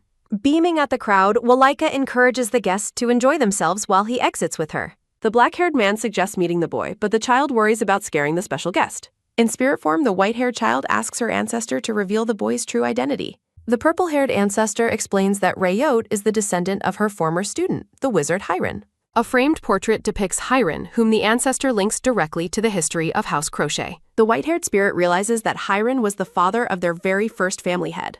Smiling, the black-haired girl decides she is looking forward to formally meeting the silver-haired descendant. Amidst the lush greenery, a voice respectfully addresses the purple-haired ancestor, Favy, for her guidance. A hidden voice thanks the ancestor, promising that their mysterious errand will not take long. A sudden soft swoop sounding occurs as the blue-haired boy, Aquis, playfully greets the girl. Smiling mischievously, Aquis asks where she's going and complains she never looked his way. Staring coldly at him, the girl silently labels the blue-haired boy a rude and annoying brat. A sudden soft clench sounding occurs as she struggles to stay calm and avoid a scene. A sudden soft curtsy sounding occurs as she formally introduces herself to Aquis as Walika's daughter. Despite her outward politeness, her expression reveals a growing irritation with the boy's bold behavior. Drawing a firm line, the girl asks Aquis to stop using an overly familiar nickname. A sudden, soft thud sounding occurs as the boy boldly suggests she call him Kwai instead. The silver-haired boy, Ryote, intervenes and tells Aquas that he has gone quite far enough. Ryote notes that forced friendliness is rude, especially when the other person is clearly uncomfortable. A sudden, soft bow sounding occurs as Ryote Ricador introduces himself with perfect and elegant poise. The purple-haired ancestor beams, praising the silver-haired boy for being such a polite and well-mannered child. Ryote confirms he is the 5th great-grandson of Hiron, the man she once taught as a student. Beaming with joy, the girl expresses how truly honored she is to finally meet his descendant. Looking hopeful, the black-haired girl asks the silver-haired boy if they can become good friends. Peeking from behind a panel, Aquas looks stunned by her sudden and friendly offer of friendship. Walika looks comically distressed in the background, seemingly shocked by the children's quick bond. Blushing slightly, Ryote agrees to be her friend if that is what she truly desires.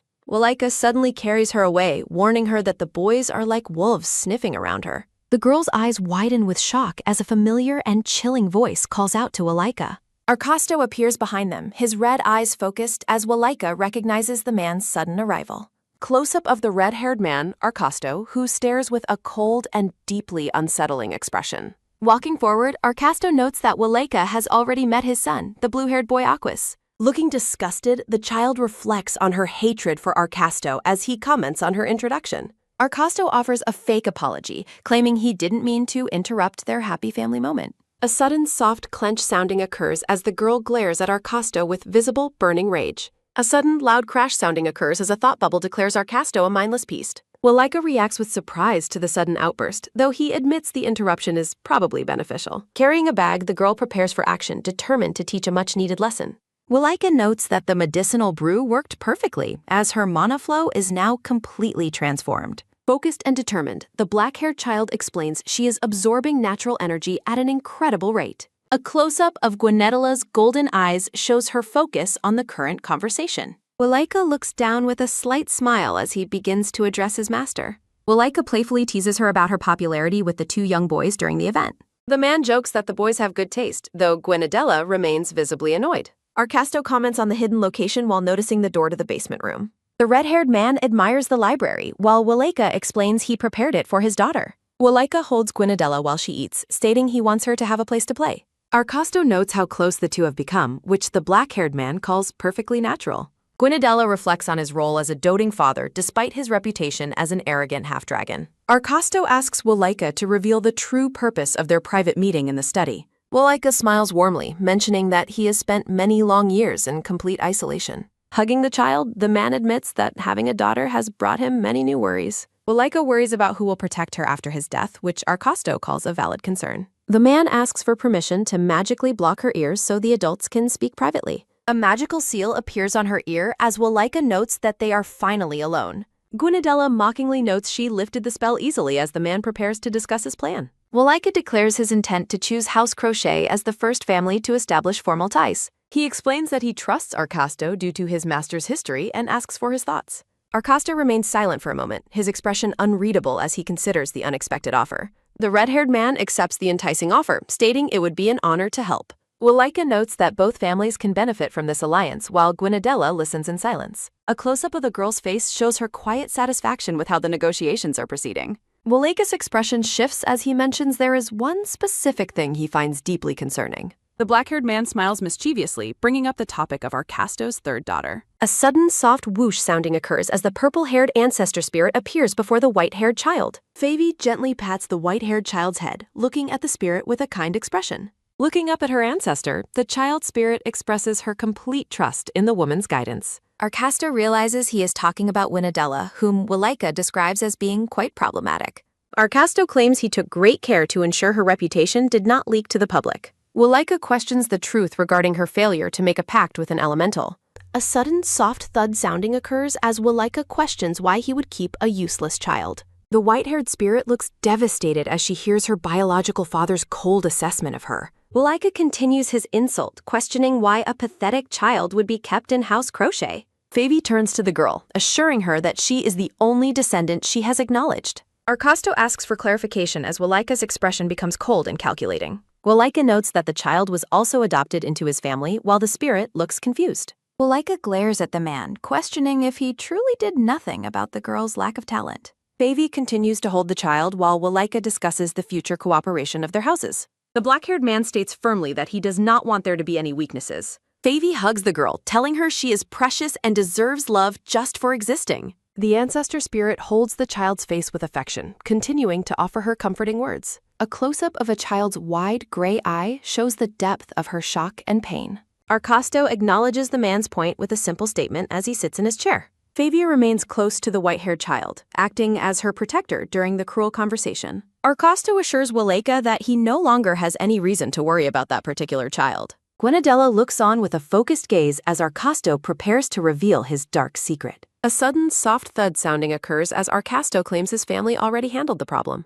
The child spirit is horrified to hear her father describe her as an unwanted burden. Arcasto bluntly admits to the other man that he has already gotten rid of her. A close-up of the spirit's eye reflects her heartbreak upon hearing the truth from her father. Arcasto looks away coldly, stating his belief that the child is currently at the lake's bottom. Overwhelmed by betrayal, the white-haired child spirit questions if her father truly ordered her death. A sudden, soft whoosh sounding occurs as the ancestor reacts with horror to the man's cruelty. Favy looks down at the spirit with deep sympathy, struggling to process the father's heartless admission. A sudden, soft flash sounding occurs as a blinding light erupts from the distressed child spirit. Glowing with intense energy, the white-haired child cries as a voice desperately calls out to her. Gwenadella stares at the red-haired man, asking if he truly ordered the death of his daughter. Arcasto is bewildered by the question, while the girl demands to know if he ordered her murder. A sudden, soft clench sounding occurs as she asks if he intended for her to be drowned. Past memories haunt the girl, recalling her isolation and the mockery she faced for her lack of talent. Her expression darkened by grief, the girl asks once more if her father truly wanted her dead. Arcasto glares back, questioning if the girl couldn't stand being cast out of their prestigious family. Sweat beads on the red-haired man's face as he wonders how she knows these dark family secrets. Looking down at him, Walika calmly tells the red-haired man that his assumption is completely incorrect. Arcasto's eyes widen in genuine fear as he begins to realize the gravity of the situation. Walika presents the black-haired girl, formally identifying her as the red-haired man's own third daughter. With a terrifyingly calm gaze, the black-haired man confirms she is indeed his child, Gwenadella. Trembling in his seat, Arcasto can barely whisper his daughter's name as he faces the impossible truth. Tears well in her eyes as the girl addresses him as father, her voice filled with heartbreak. Looking at him with profound sadness, she admits she once believed he loved her even a little. In her memories, she saw him as a distant figure who cared more for pets than for her. The young child spirit reflects on her desperate wish for even a tiny fragment of his affection. She notes that a single moment of genuine care would have been enough to satisfy her heart. Favy watches in silence as the child spirit yearns for just one word of love from him. Looking up hopefully, the girl believes that recognizing her as his daughter would allow her to forgive him.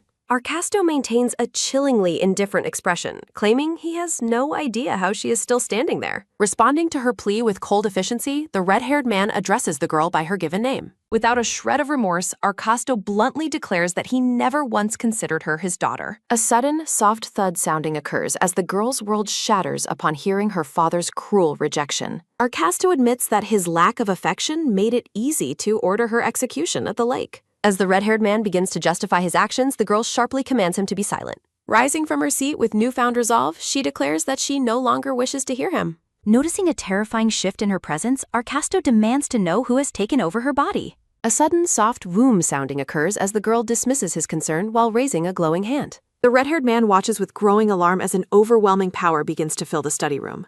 A sudden, loud boom sounding occurs as a massive magical explosion sends the red-haired man flying backward. Surrounded by intricate magic circles, the girl coldly informs her father that he will die today. Arcasto is stunned that a mere child could shatter a high-level elemental barrier with a single wave. A sudden, soft swoosh sounding occurs as the girl gathers more mana, her eyes glowing with power.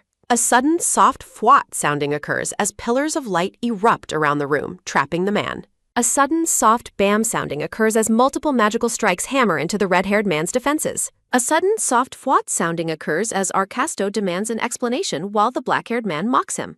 Walika remains relaxed in his chair, telling the red-haired man he needs to understand the true situation. Walking forward, the girl looms over him while the black-haired man clarifies his intent to attack him. Smiling playfully, Walika mentions his plans to purge the rest of the man's treacherous household next. The black-haired man's expression turns lethal as he admits he is feeling extremely vengeful right now. A sudden, soft fwat sounding occurs as the girl prepares to unleash a final, devastating magical attack. Adjusting his cuff, Arcasto offers a desperate warning, refusing to accept his defeat so easily. A sudden, soft grin sounding occurs as the girl smiles mockingly while the red-haired man continues his speech. A sudden, soft woo sounding occurs as Arcasto claims he is attempting to exorcise the spirit possessing her. Walika notes how brave the child is while she gathers an immense sphere of magical energy. A sudden, massive boom sounding occurs as the girl challenges her opponent to withstand her power. She coldly labels him an arrogant fool who has already sealed his own inevitable and dark fate. Narrowing her eyes, she focuses on her first goal of rendering the man completely unconscious. A sudden, sharp chk sounding occurs as multiple stone hands erupt from the ground toward her. The stone fingers close firmly around her ankle, attempting to trap her in place during the fight. A sudden, forceful yank sounding occurs as she is pulled downward by the man's earth magic. Walika observes that Arcasto has summoned an elemental to defend himself against the girl's relentless assault. Arcasto describes his summon as a high-level earth elemental, while the massive stone golem materializes fully. He believes his summoned defender should have been more than sufficient to eliminate her immediate threat. A sudden, soft hiss sounding occurs as she mocks the man for wasting such an excessive amount of power. A close-up of the girl's glowing eyes shows her intense focus and cold determination to win. Standing tall, the girl looms over the cowering man and his massive, crumbling stone servant. She reminds the man of his earlier threat to cause her harm with a chilling and confident smile.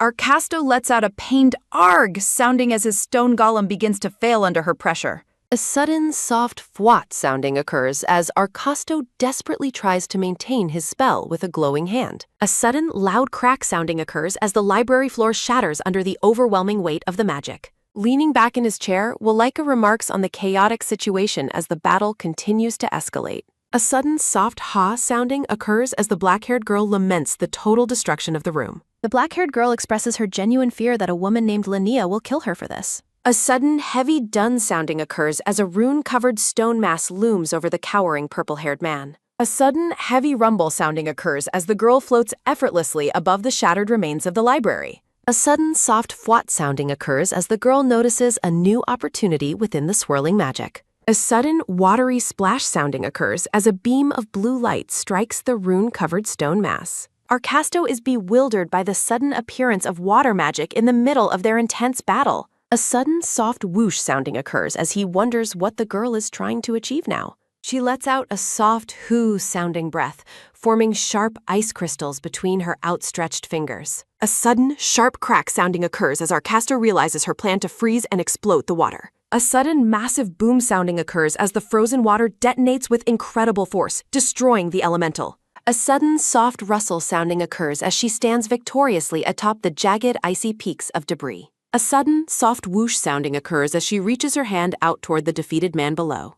Arcasto is overwhelmed as he feels the crushing force of increased gravity pinning him to the floor. A sudden, heavy plop sounding occurs as he falls, letting out a pained ack during the impact. A sudden, quick thump sounding occurs as the white-haired girl walks calmly toward her struggling victim. She mocks his pathetic display of power despite his formal pact with a high-level earth elemental. Looking down at the cowering man, she bluntly states that he possesses no real magical talent. The girl expresses her deep pity for the elemental forced to serve such an incompetent master. A sudden, soft rustle sounding occurs as the stone golem dissolves into useless dust before them. He lets out a pained sounding while coughing up blood onto his white-gloved hand. The girl's expression remains cold and completely pitiless as she stares down at the broken man. Arcasto desperately asks why she is doing this and for what possible reason she is attacking him. She lets out a soft ha-sounding sigh, asking if he truly remains so ignorant of his sins. The girl's eyes burn with contempt as she labels the purple-haired man a total and pathetic weakling.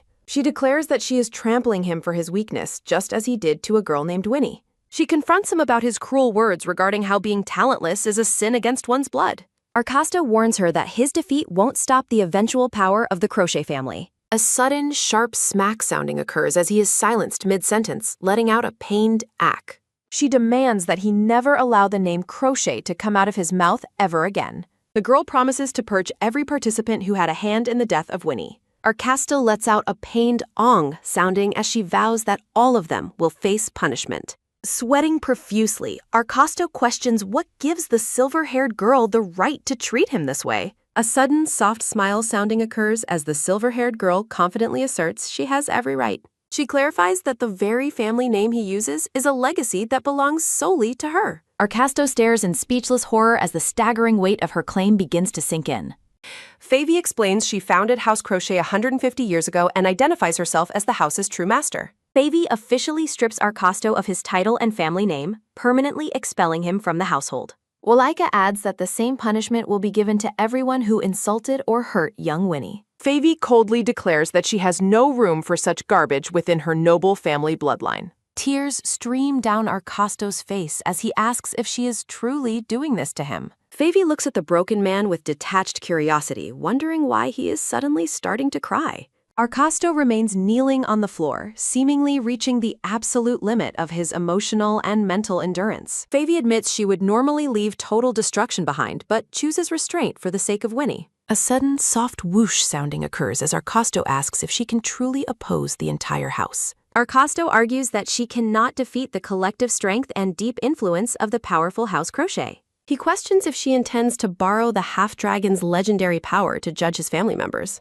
Arcasto claims the collective house is a power that can overcome even the most lion-like of foes. A sudden, sharp halt sounding occurs as Favy silences Arcasto's desperate attempt to justify his house's existence. Woleika apologizes to Winnie for holding back while looking at the girl with deep protective affection. A sudden, quick chk sounding occurs as Woleika writes a playful apology to Linnea regarding the destruction. Woleika admits Arcasto is right about the family strength while maintaining a relaxed and casual posture. Woleika sends a magical bird messenger, ordering it to fly with great haste to its destination. He compares the treacherous family to weeds, vowing to pull them out by the very roots. Favy smiles with a dark intensity, thanking Arcasto for making her change her mind about him. Favy declares that anyone bearing the crochet name will lose all affinity with magical elementals from now on. Arcasto is visibly shaken by the terrifying prospect of losing his family's core source of power. The finality of her decree hangs in the air, spelling the absolute end of the crochet lineage. A sudden, heavy duh sounding occurs as Woleika observes that everything has reached its inevitable conclusion.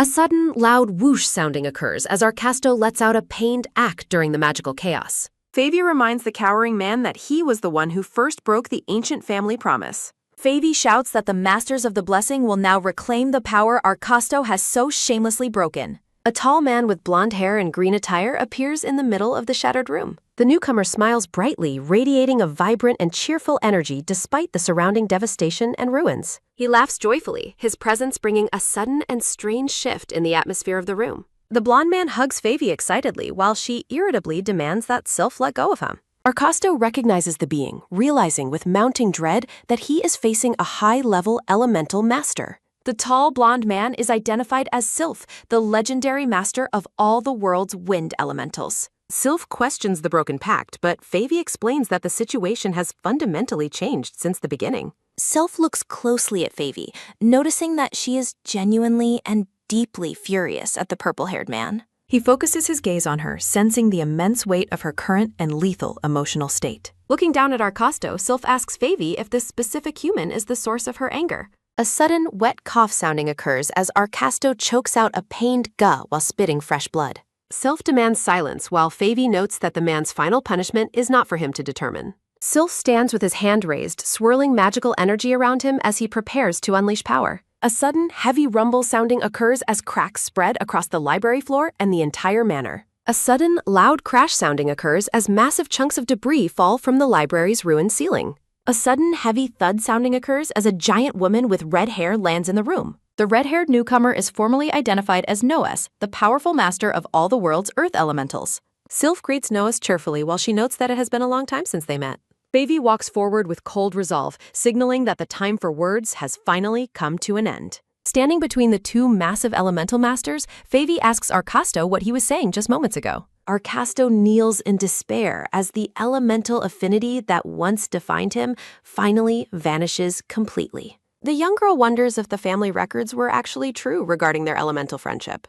Still kneeling, Arcasto weakly asks what will become of the other members of his household. Favy closes her eyes, coldly stating that someone else will soon be deciding their final fate. The scene shifts to a bright memory of the child running toward a long-haired woman. The white-haired girl looks up with wide, hopeful eyes during this soft moment of the past. A long-haired woman praises the child's bravery for remaining awake despite the late hour. A gentle voice reassures Winnie that she ruined nothing and everything is proceeding as planned. Favy's profile remains stern while she insists that the girl's father is the one who should apologize. Standing before the elemental masters, Favy explains that House Crochet currently has no acting head. Reaching out toward the child, Favy officially appoints her as the new head of House Crochet. The young girl is stunned into silence by the sudden and heavy weight of this appointment. Shocked, the child stares blankly as she tries to process the magnitude of her new responsibility. Arcasto is paralyzed with disbelief, his mouth agape at the total loss of his family authority. A soothing reassurance fills the air, telling her there is no reason to feel any discomfort. Favy takes the girl's hands gently, grounding her as they face the future of the house. Favy offers a choice between ruling alone or forgiving those who committed only minor wrongs. The girl begins to speak, her voice trembling as she faces the difficult decision before her. She admits her profound lack of confidence in her ability to properly lead the noble household. Despite her fear, the girl finds a spark of determination while clutching her chest in resolve. She remembers Lania being roughly handled, reinforcing the need for a change in family leadership. A vision of Walika appears, reminding the girl of the support she has from her protectors. Arcasto continues to mutter in denial, unable to accept that his reign has truly ended. Self questions the man's erratic behavior while Arcasto screams that this situation simply cannot be happening. Arcasto's desperate cry echoes through the ruined library as he questions his ancestors' harsh judgment. The broken man lets out a final, agonizing scream of pure despair and mental collapse. The child, addressed as Winadella, looks toward her father as the scene grows increasingly tense. She thinks about how she can easily offer the hollow words and empty smiles he once desired. Floating amidst the debris, she promises to perform the role of a beloved child for him. She commands Arcasto to step down, stating firmly that the headship is no longer his place. Favy watches the exchange with glowing yellow eyes, sensing the child's growing inner strength and authority. The confrontation reaches a peak as the girl stands her ground against her kneeling, defeated father. A sudden, soft sk sounding occurs as Favy prepares a magical strike against the disgraced man. A sudden, loud fwat sounding occurs as the child rushes forward to shield her father. A sudden, soft foosh sounding occurs as she insists on speaking with her father one last time. The girl pleads for her father to stop, her voice filled with a desperate, final warning. She stares him down with a resolute gaze, no longer the cowering child he once knew. Arcasto realizes that his daughter has finally stopped carrying the burden of his own failures. She declares that conditional love is meaningless before asking her ancestor to leave the ruins behind. Turning away, the girl states that Arcasto isn't even worthy of being punished by Favy's hand. A blue-haired boy suddenly appears, shouting in alarm about the total collapse of the manor estate. The boy and the white-haired girl lock eyes, both visibly shocked by this unexpected encounter. He stops in his tracks, looking around the devastated room with a confused and bewildered expression. The blue-haired boy questions her identity, stunned to find that Winadella is actually still alive. He admits his genuine surprise, having assumed that she had already died during the previous chaos. A sudden, quick press sounding occurs as the girl breaks into a cold sweat during the tension. A sudden soft sk sounding occurs as she tries to hurry past the suspicious newcomer. A sudden heavy grab sounding occurs as the boy seizes her arm to prevent her departure. A sudden sharp clench sounding occurs as he notes she is wearing Cruciel's specific clothing. The boy stares intensely, deducing that she used magic to alter her natural hair color. The blue-haired boy taunts the girl, claiming her current appearance is the one that suits her best. A sudden, loud smack sounding occurs as she forces him to release his grip on her arm. The silver-haired girl creates distance between herself and the blue-haired boy in the library ruins. Looking away from the boy, the silver-haired girl calls out for her ancestor to reveal herself once again. The child expresses her confusion and uncertainty regarding the proper direction for her to go next. She stands her ground firmly, ordering the blue-haired boy to step out of her way immediately. Walking past her former tormentor, she declares that she has found a family who truly cares now. A final, silent farewell to her younger brother echoes across the vast and starry night sky. Standing before the ruined manor, the silver-haired girl hopes to never cross his path again.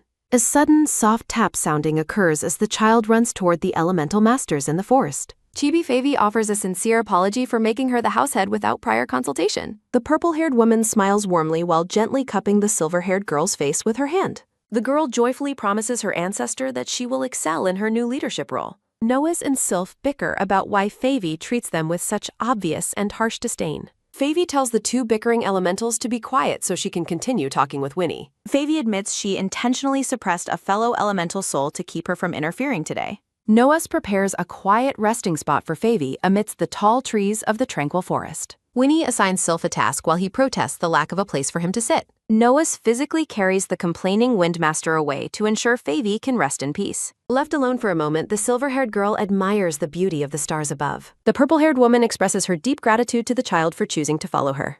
Looking back at her ancestor, the silver-haired girl insists that she is the grateful one. She thanks Favy for giving her the strength and determination she needed to keep living. Walika collapses onto his desk, overwhelmed by the mountain of paperwork and books before him. The silver-haired girl arrives with drinks, causing Walika to cry out for his master in relief. Walika clings to the child, admitting he has been avoiding work by blocking magical messenger birds. He mentions Linnea, who is currently laughing maniacally while drowning in an ocean of letters. Staring with intense focus, Latinia declares her intention to use all 60 days of her vacation. Walika panics at the thought of being left alone to handle the immense workload without Linnea. Walika hugs the child again while she struggles to keep her balance and her drink steady. Looking at the exhausted black-haired man, the girl feels content with her new life and family. Walika offers a moment of soft recognition for all the hard work they have both finished. The black-haired man frantically searches for his daughter, wondering if she has been lost to the abyss. The purple-haired woman watches over the silver-haired child as she sleeps soundly in her arms. The girl rests in a peaceful slumber, her expression calm and free from her former burdens. Looking toward Walika, the silver-haired girl offers her sincere thanks for everything he has done. Standing in a lavish room, the black-haired man notes that they succeeded because of her efforts. Walika grins broadly, teasingly suggesting that the girl should start treating him with more kindness. The purple-haired woman smiles gently, looking on with a soft and serene expression of satisfaction. Walika celebrates their success with a joyful expression while holding a festive party popper in hand.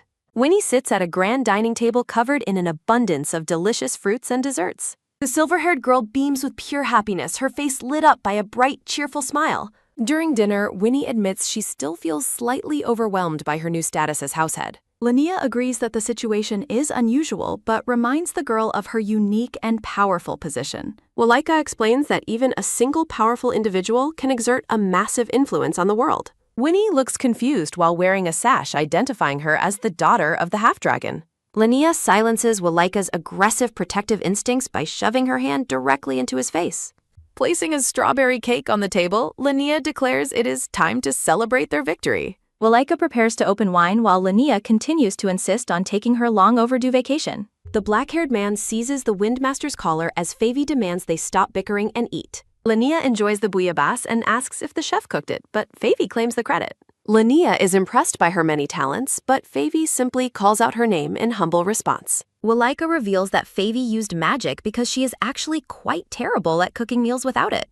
Following a memory of poisoned food, Favy huffs and insists that magic is a legitimate skill. The purple-haired woman offers to make more food, and Winnie joyfully requests a delicious blueberry pie. Favy presents a freshly baked pie, noting that her magic allows her to cook things very quickly. Emerging with a bright smile, the green-haired man eagerly asks Favy for a slice of the pie. Sylph argues with the black-haired man, questioning if he has forgotten his long-standing presence in the house. Sylph complains about being treated poorly, while Favy suggests to Walika that they should kick him out. Looking at the flailing elemental, Linnea suggests they shouldn't treat an elemental king with such obvious disdain. A soft sk sounding occurs as Linnea offers a glass of wine to the noble master of wind.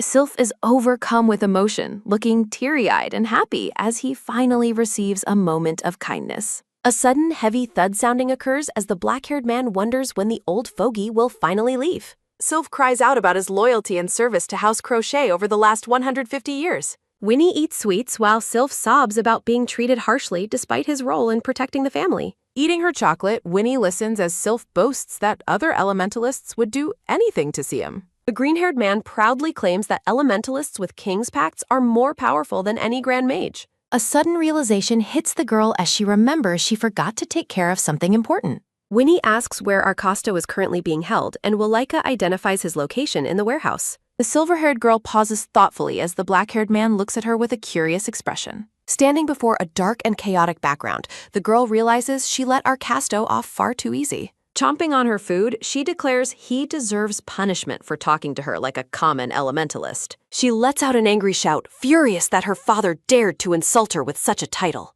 Remembering her difficult training, she explains that mastering magic is far harder than simply making an elemental pact. A sudden soft sounding occurs as Walika notices the girl is eating whiskey-infused chocolate bonbons. Walika realizes his master is drunk from the chocolates, much to the shock and disbelief of Linnea. Winnie rants about aimless elementals ruining society, while the green-haired master protests that he is still present.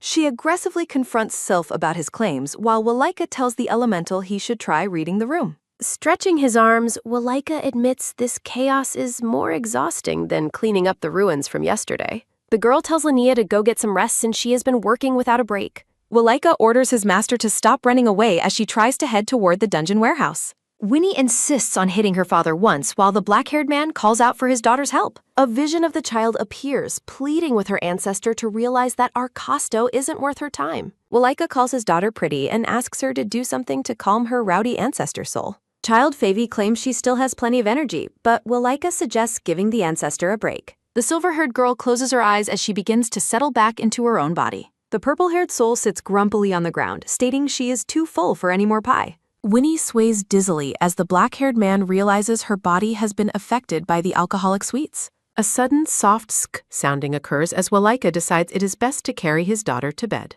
The girl mentions a discussion she needed with Favy, but her father says it can wait until later. Winnie agrees to sleep for a little bit while Walika carries her with a warm, gentle smile. The black-haired man carries his sleeping daughter through the large open doors of the manor room. A sudden, sharp creak sounding occurs as Arcasto sits chained and broken in a dark, cold cell. Staring at the floor, the disgraced man mutters that the position of headship doesn't belong to Winnie. The black-haired man yawns widely the next morning, his mouth stretching as he wakes up for breakfast. Walking through the dining hall, Walika discusses getting rid of the Windmaster and the previous night's chocolate.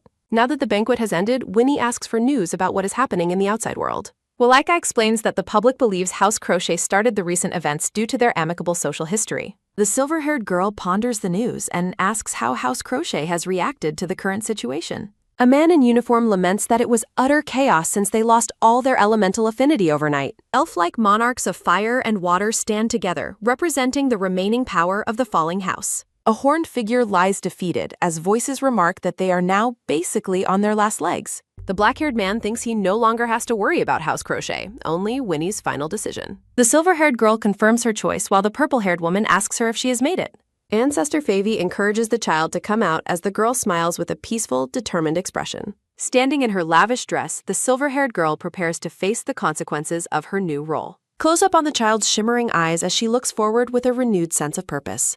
The silver-haired girl announces that she would like to move forward with the other members of House Crochet. Clenching her skirt tightly, she argues that the children of the house have done absolutely nothing wrong. Thinking of a boy being dragged away, she admits she would feel responsible if the children grow up unhappily. Looking at his daughter with warmth, the black-haired man admits he had a feeling she might think that. The black-haired man notes that it won't be easy and asks if she is okay with uncomfortable situations. Looking down modestly, the silver-haired girl states that she is fine because she is not alone anymore. Winnie apologizes for the tiresome request but insists she wants to try while her father looks on silently. The black-haired man smiles broadly, accepting her choice since he is her father and cannot say no. Winnie shouts with joy while the black-haired man promises to keep her words in mind for the future. A sudden, sharp dun sounding occurs as the black-haired man says there is something she must do first. Surrounded by floating question marks, the silver-haired girl looks completely bewildered by her father's unexpected new requirement. A sudden, cheerful jingle sounding occurs as the scene shifts to the exterior of an artist's painting studio.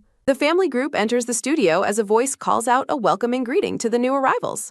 A blonde-haired man wearing an apron welcomes them into a room filled with various portraits and art supplies. Noticing the clean studio, the black-haired man asks what changed while the artist credits Miss Linnea's warning. Greeting, Miss Crishiel. The blonde man identifies himself as Millard, the painter that they met last time. The painter stares intently through his glasses, focusing his gaze on the young girl standing before him now. Millard sees a ghostly vision of the girl's former black-haired self overlapping with her current silver-haired appearance. Looking closely at the child, the blonde-haired man points out that her hair color has completely changed. A sudden, heavy thud sounding occurs as Walika and Linnea react with shock to the painter's observation. The painter notes her eye color is different too, leaving the panicked girl wondering what she should say. Tears well up in her eyes as she laments her uselessness and wishes Ancestor Favy were here. The blonde-haired painter looks down at the crying child with a soft and empathetic expression on his face. Millard smiles warmly, asking if she remembers that he was unable to paint her hair color last time.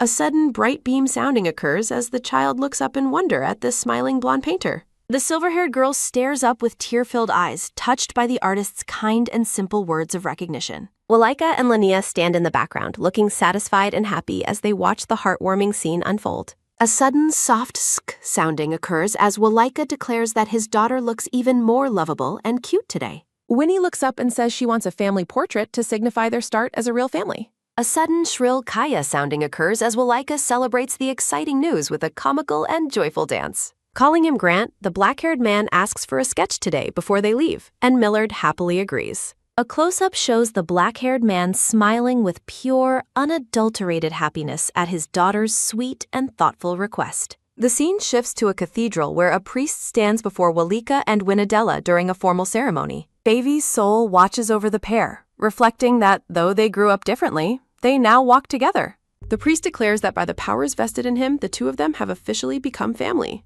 A formal certificate identifies Walika as the godfather and Winadella Crochet as his legally recognized new goddaughter.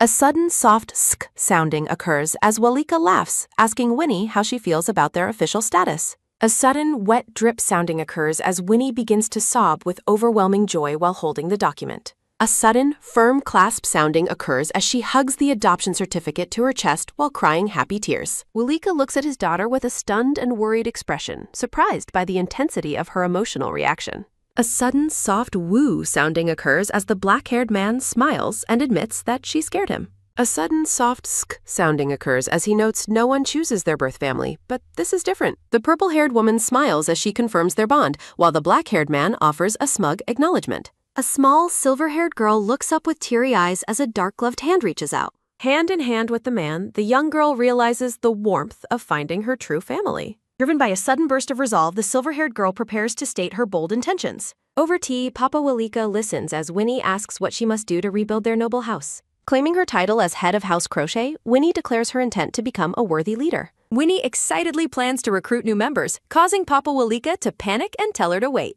Papa Walika gently pats Winnie's head, advising her to rest instead of rushing into heavy burdens. Beyond the window, workers manage local repairs as the man mentions there are still matters to finish. A heavy, glum silence falls over Winnie as she processes his rejection of her immediate plans. While Winnie fusses in frustration, the man smiles into his tea, admiring her innate leadership qualities. Ancestor Favy gracefully approaches Winnie at the table to offer her own comforting and wise perspective. Tenderly cradling the girl's chin, Ancestor Favy reminds her of past victories and the importance of recuperation. With a thoughtful hum, Ancestor Favy suggests that magic practice might be a better outlet for her. Hope returns to Winnie's large eyes as she hears the suggestion to return to her magic. She gasps in pure delight, the idea of magic sparking a new fire of excitement. Radiating joy, Winnie poses amidst flowers and teddy bears as she prepares to greet everyone. Ancestor Favy narrates how Winnie has continued to practice magic diligently on her own since their lessons. Winnie imagines showing off her incredible magical prowess to her cheering father, Ancestor Favy, and Sister Linnea. In the garden, the silver-haired girl stares intently at a lone red rosebud hidden away. She walks through the estate grounds with a focused expression, determined to put training into practice. Pausing for a moment, she lets out a soft sigh, feeling the weight of self-imposed expectations. Her gaze remains fixed on the foliage as she concentrates her internal energy toward the rose. A light fwat sounding accompanies her sudden reach as she tries to trigger a magic reaction. Straining with a hup and a hi-op sounding, the tiny girl tries to force magic into the bush. A silent, awkward moment passes as a crow flies overhead, highlighting her total lack of results. Winnie collapses into tears of failure, while Ancestor Favy tries to reassure her that they have been busy. Ancestor Favy explains that she has actually been practicing since her initial lessons with her ancestor. Winnie wonders why she cannot manifest magic despite her body already possessing the mana of an elite. She stares down with a pained expression, struggling to understand the barrier blocking her true potential. Thinking herself untalented and useless, Winnie wails while Ancestor Favy frantically tries to stop her negative spiral. Ancestor Favy asks if Winnie remembers the core difference between elemental magic and true, real magic.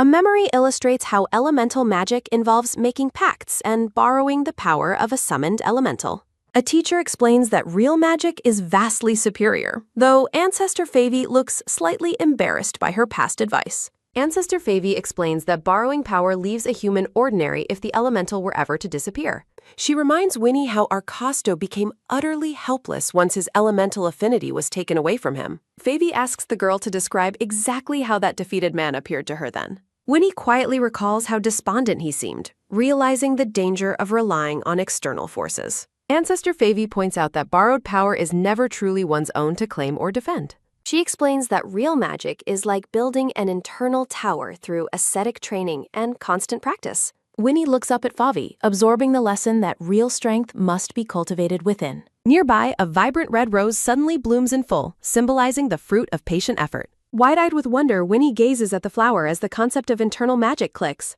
Ancestor Favy gently tells Winnie that there is no need to rush, and she should take time. Ancestor Favy asks Winnie if she finally understands the core secret of the magic she is seeking. Blushing slightly, Winnie admits that the truth is finally starting to make sense to her. Light particles float above the garden path as Winnie walks away, carrying her new understanding. Ancestor Favy encourages herself and the girl to take things slow and believe they can succeed. Smiling brightly against a backdrop of lilies, Winnie resolves to reach her goals shortly. She remains focused and determined, ready to begin the long journey of building her magic. Ancestor Favy looks back, her expression soft as she reflects on the young girl's progress. Ancestor Favy smiles warmly, noting how quickly her talented silver-haired pupil learns every new lesson. Watching the girl, Ancestor Favy notes that as both leader and mage, Winnie is truly magnificent. Winnie gazes back with large, shimmering eyes, absorbing the profound praise from her ancient relative. A gentle, knowing smile plays on the purple-haired woman's face as she looks at the girl. A sudden happy flump sounding occurs as Ancestor Favy lunges forward to pull Winnie into a hug.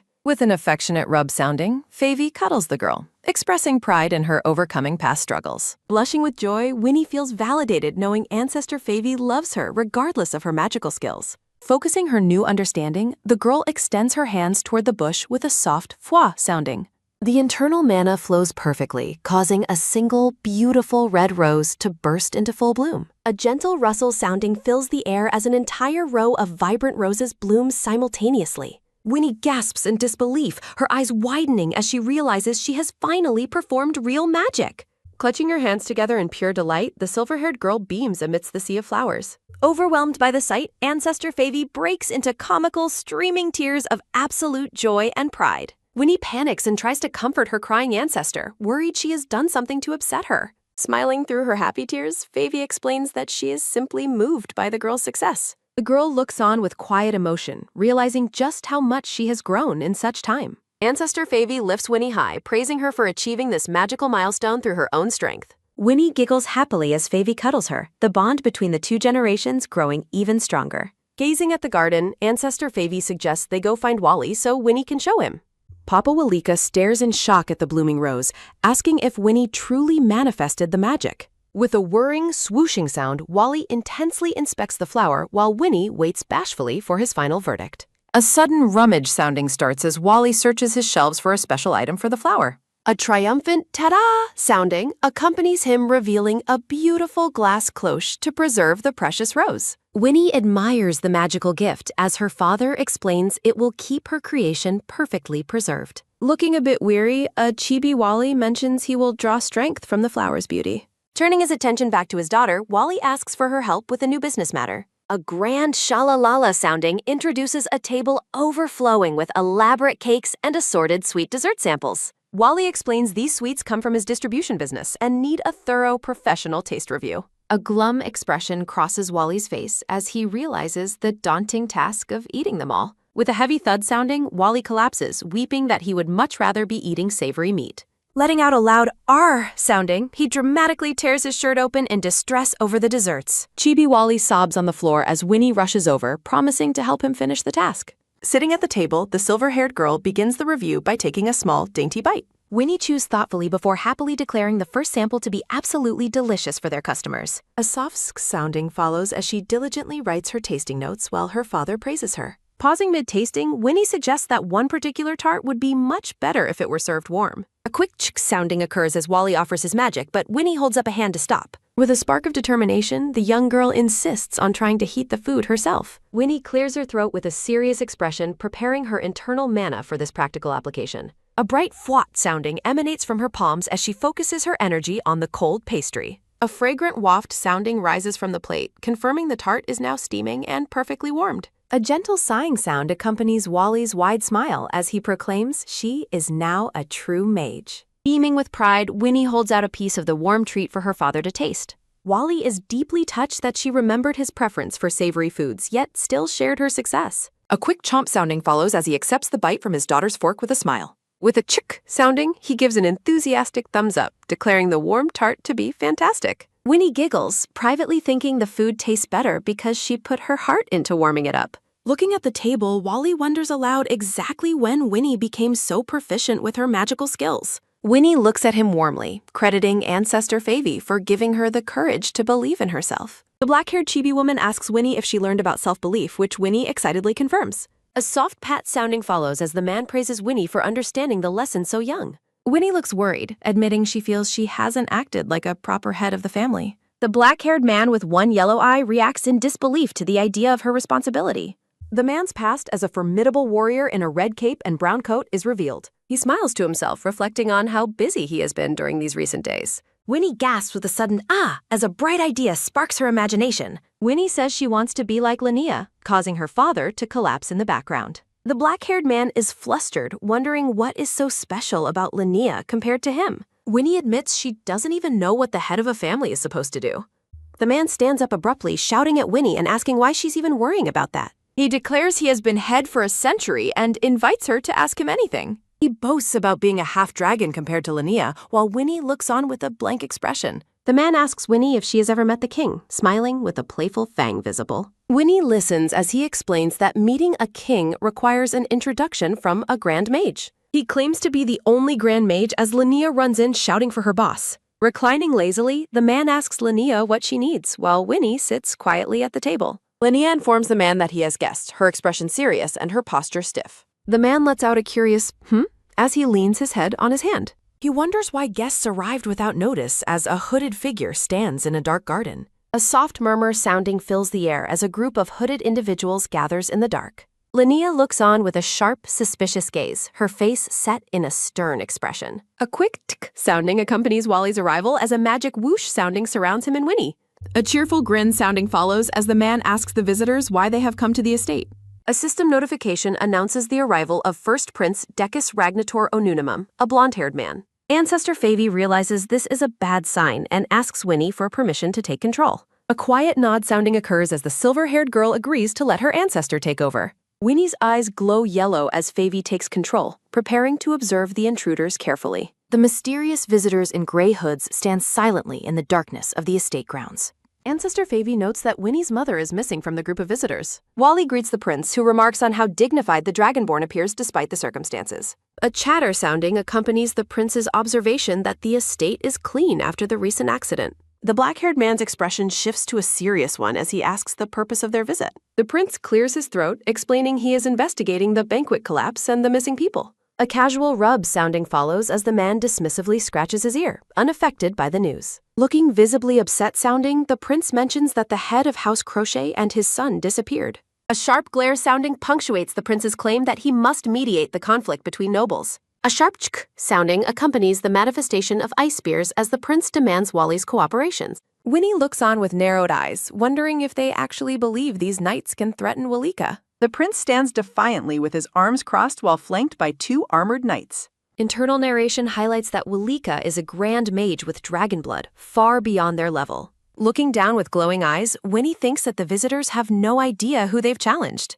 Ancestor Favy speaks within Winnie's mind, asking the young girl how she wants to handle them. Favy looks at the gathered hooded figures and asks Winnie how she wants them punished. The ancient woman insists on letting the silver-haired girl decide the fate of their unwelcome guests. A sharp flinch sounding occurs as the blonde prince reacts to a sudden tense magical shift. A heavy crunch sounding accompanies a footstep as a newcomer asks what everyone is doing there. A pink-haired man arrives, chiding his big brother for making a big mistake without the palace. A rhythmic tump sounding follows the newcomer's steps as he reveals the king won't get involved. A quick chk sounding occurs as the pink-haired man claims he acts only for the royal family. A bright fwat sounding accompanies the blonde-haired man's visible shock as he flinches from a sudden magical shift. The pink-haired crown prince Honor apologizes to Walika for his brother's behavior while the silver-haired girl watches nearby. First Prince Dekus looks down in a cold sweat, visibly trembling as he realizes the gravity of his mistake.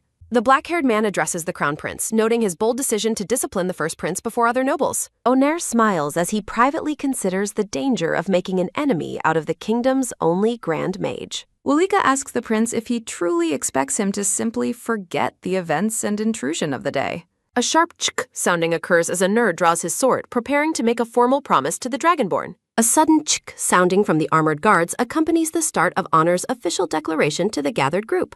Standing tall with his blade, the crown prince formally declares that the royal family will no longer interfere with Walika. A hooded figure from House Crochet cries out in desperation, shocked by the royal family's sudden withdrawal of support. A soft sounding follows as the prince warns the figure about questioning orders given by the king himself. Honor coldly turns his gaze away, telling the group they must take full responsibility for their recent series of mistakes. A quick chk sounding occurs as the prince asks if there is anything else Walika needs before the royals depart. The black-haired man asks Winnie if they should demand a formal apology from the first prince for his earlier threats. Looking thoughtful with glowing yellow eyes, the silver-haired girl decides that a forced apology is not necessary right now. Winnie privately reflects that making an enemy of a pathetic prince is a waste of time and prefers moving on. Honor accepts her decision with a calm expression, asking her to uphold her promise and stay out of further complications. Turning his attention to the girl, the prince asks if she is the precious daughter Walika recently gained. A sudden, sharp crunch sounding startles the silver-haired girl as the crown prince makes an unexpected movement toward her. A soft chk sounding accompanies the prince kneeling to kiss Winnie's hand as a sign of respect for her forgiveness.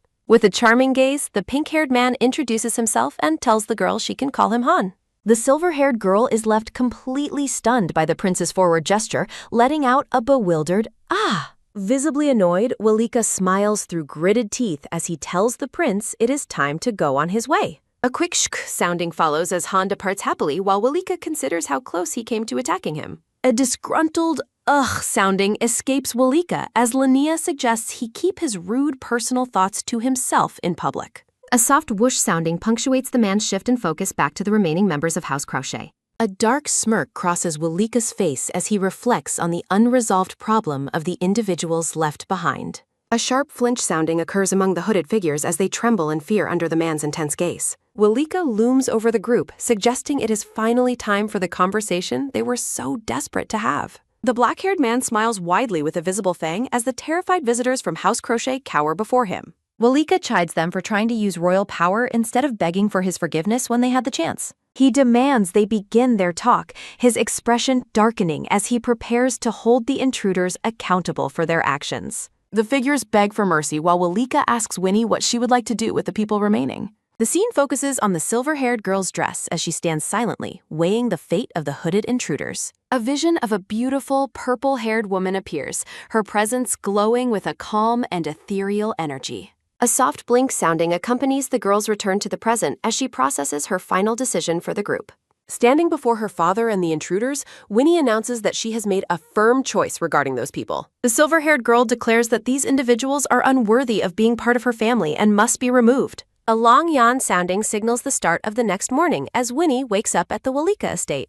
Walika greets his daughter warmly at the breakfast table, asking if she slept well after the previous night's events. The man encourages her to go back to sleep, but Winnie insists she will be fully awake very soon. Winnie curiously asks if the people from the night before were allowed to return to their home safely. A sudden pff sounding occurs as Winnie spits out her drink when Walika mentions he threw them into prison. Shocked by the revelation, the girl listens as her father explains he handled the situation as she requested. Winnie reflects on a memory of a scarred man, realizing that forced apologies from cornered people are ultimately meaningless. The girl concludes that it is better for their future if they do not give their enemies any leeway. Noticing her resolve, Walika grins with pride at the strong backbone his daughter is starting to develop. Letting out a loud ha ha ha sounding, he gives a thumbs up and praises her for being his girl. Winnie suggests that she should personally visit House Crochet to address the matters of her past family. Walika agrees to the trip, though the silver-haired girl mentions there is something else they must do beforehand. Winnie arrives at the estate dungeon, expressing a desire to visit a specific place first.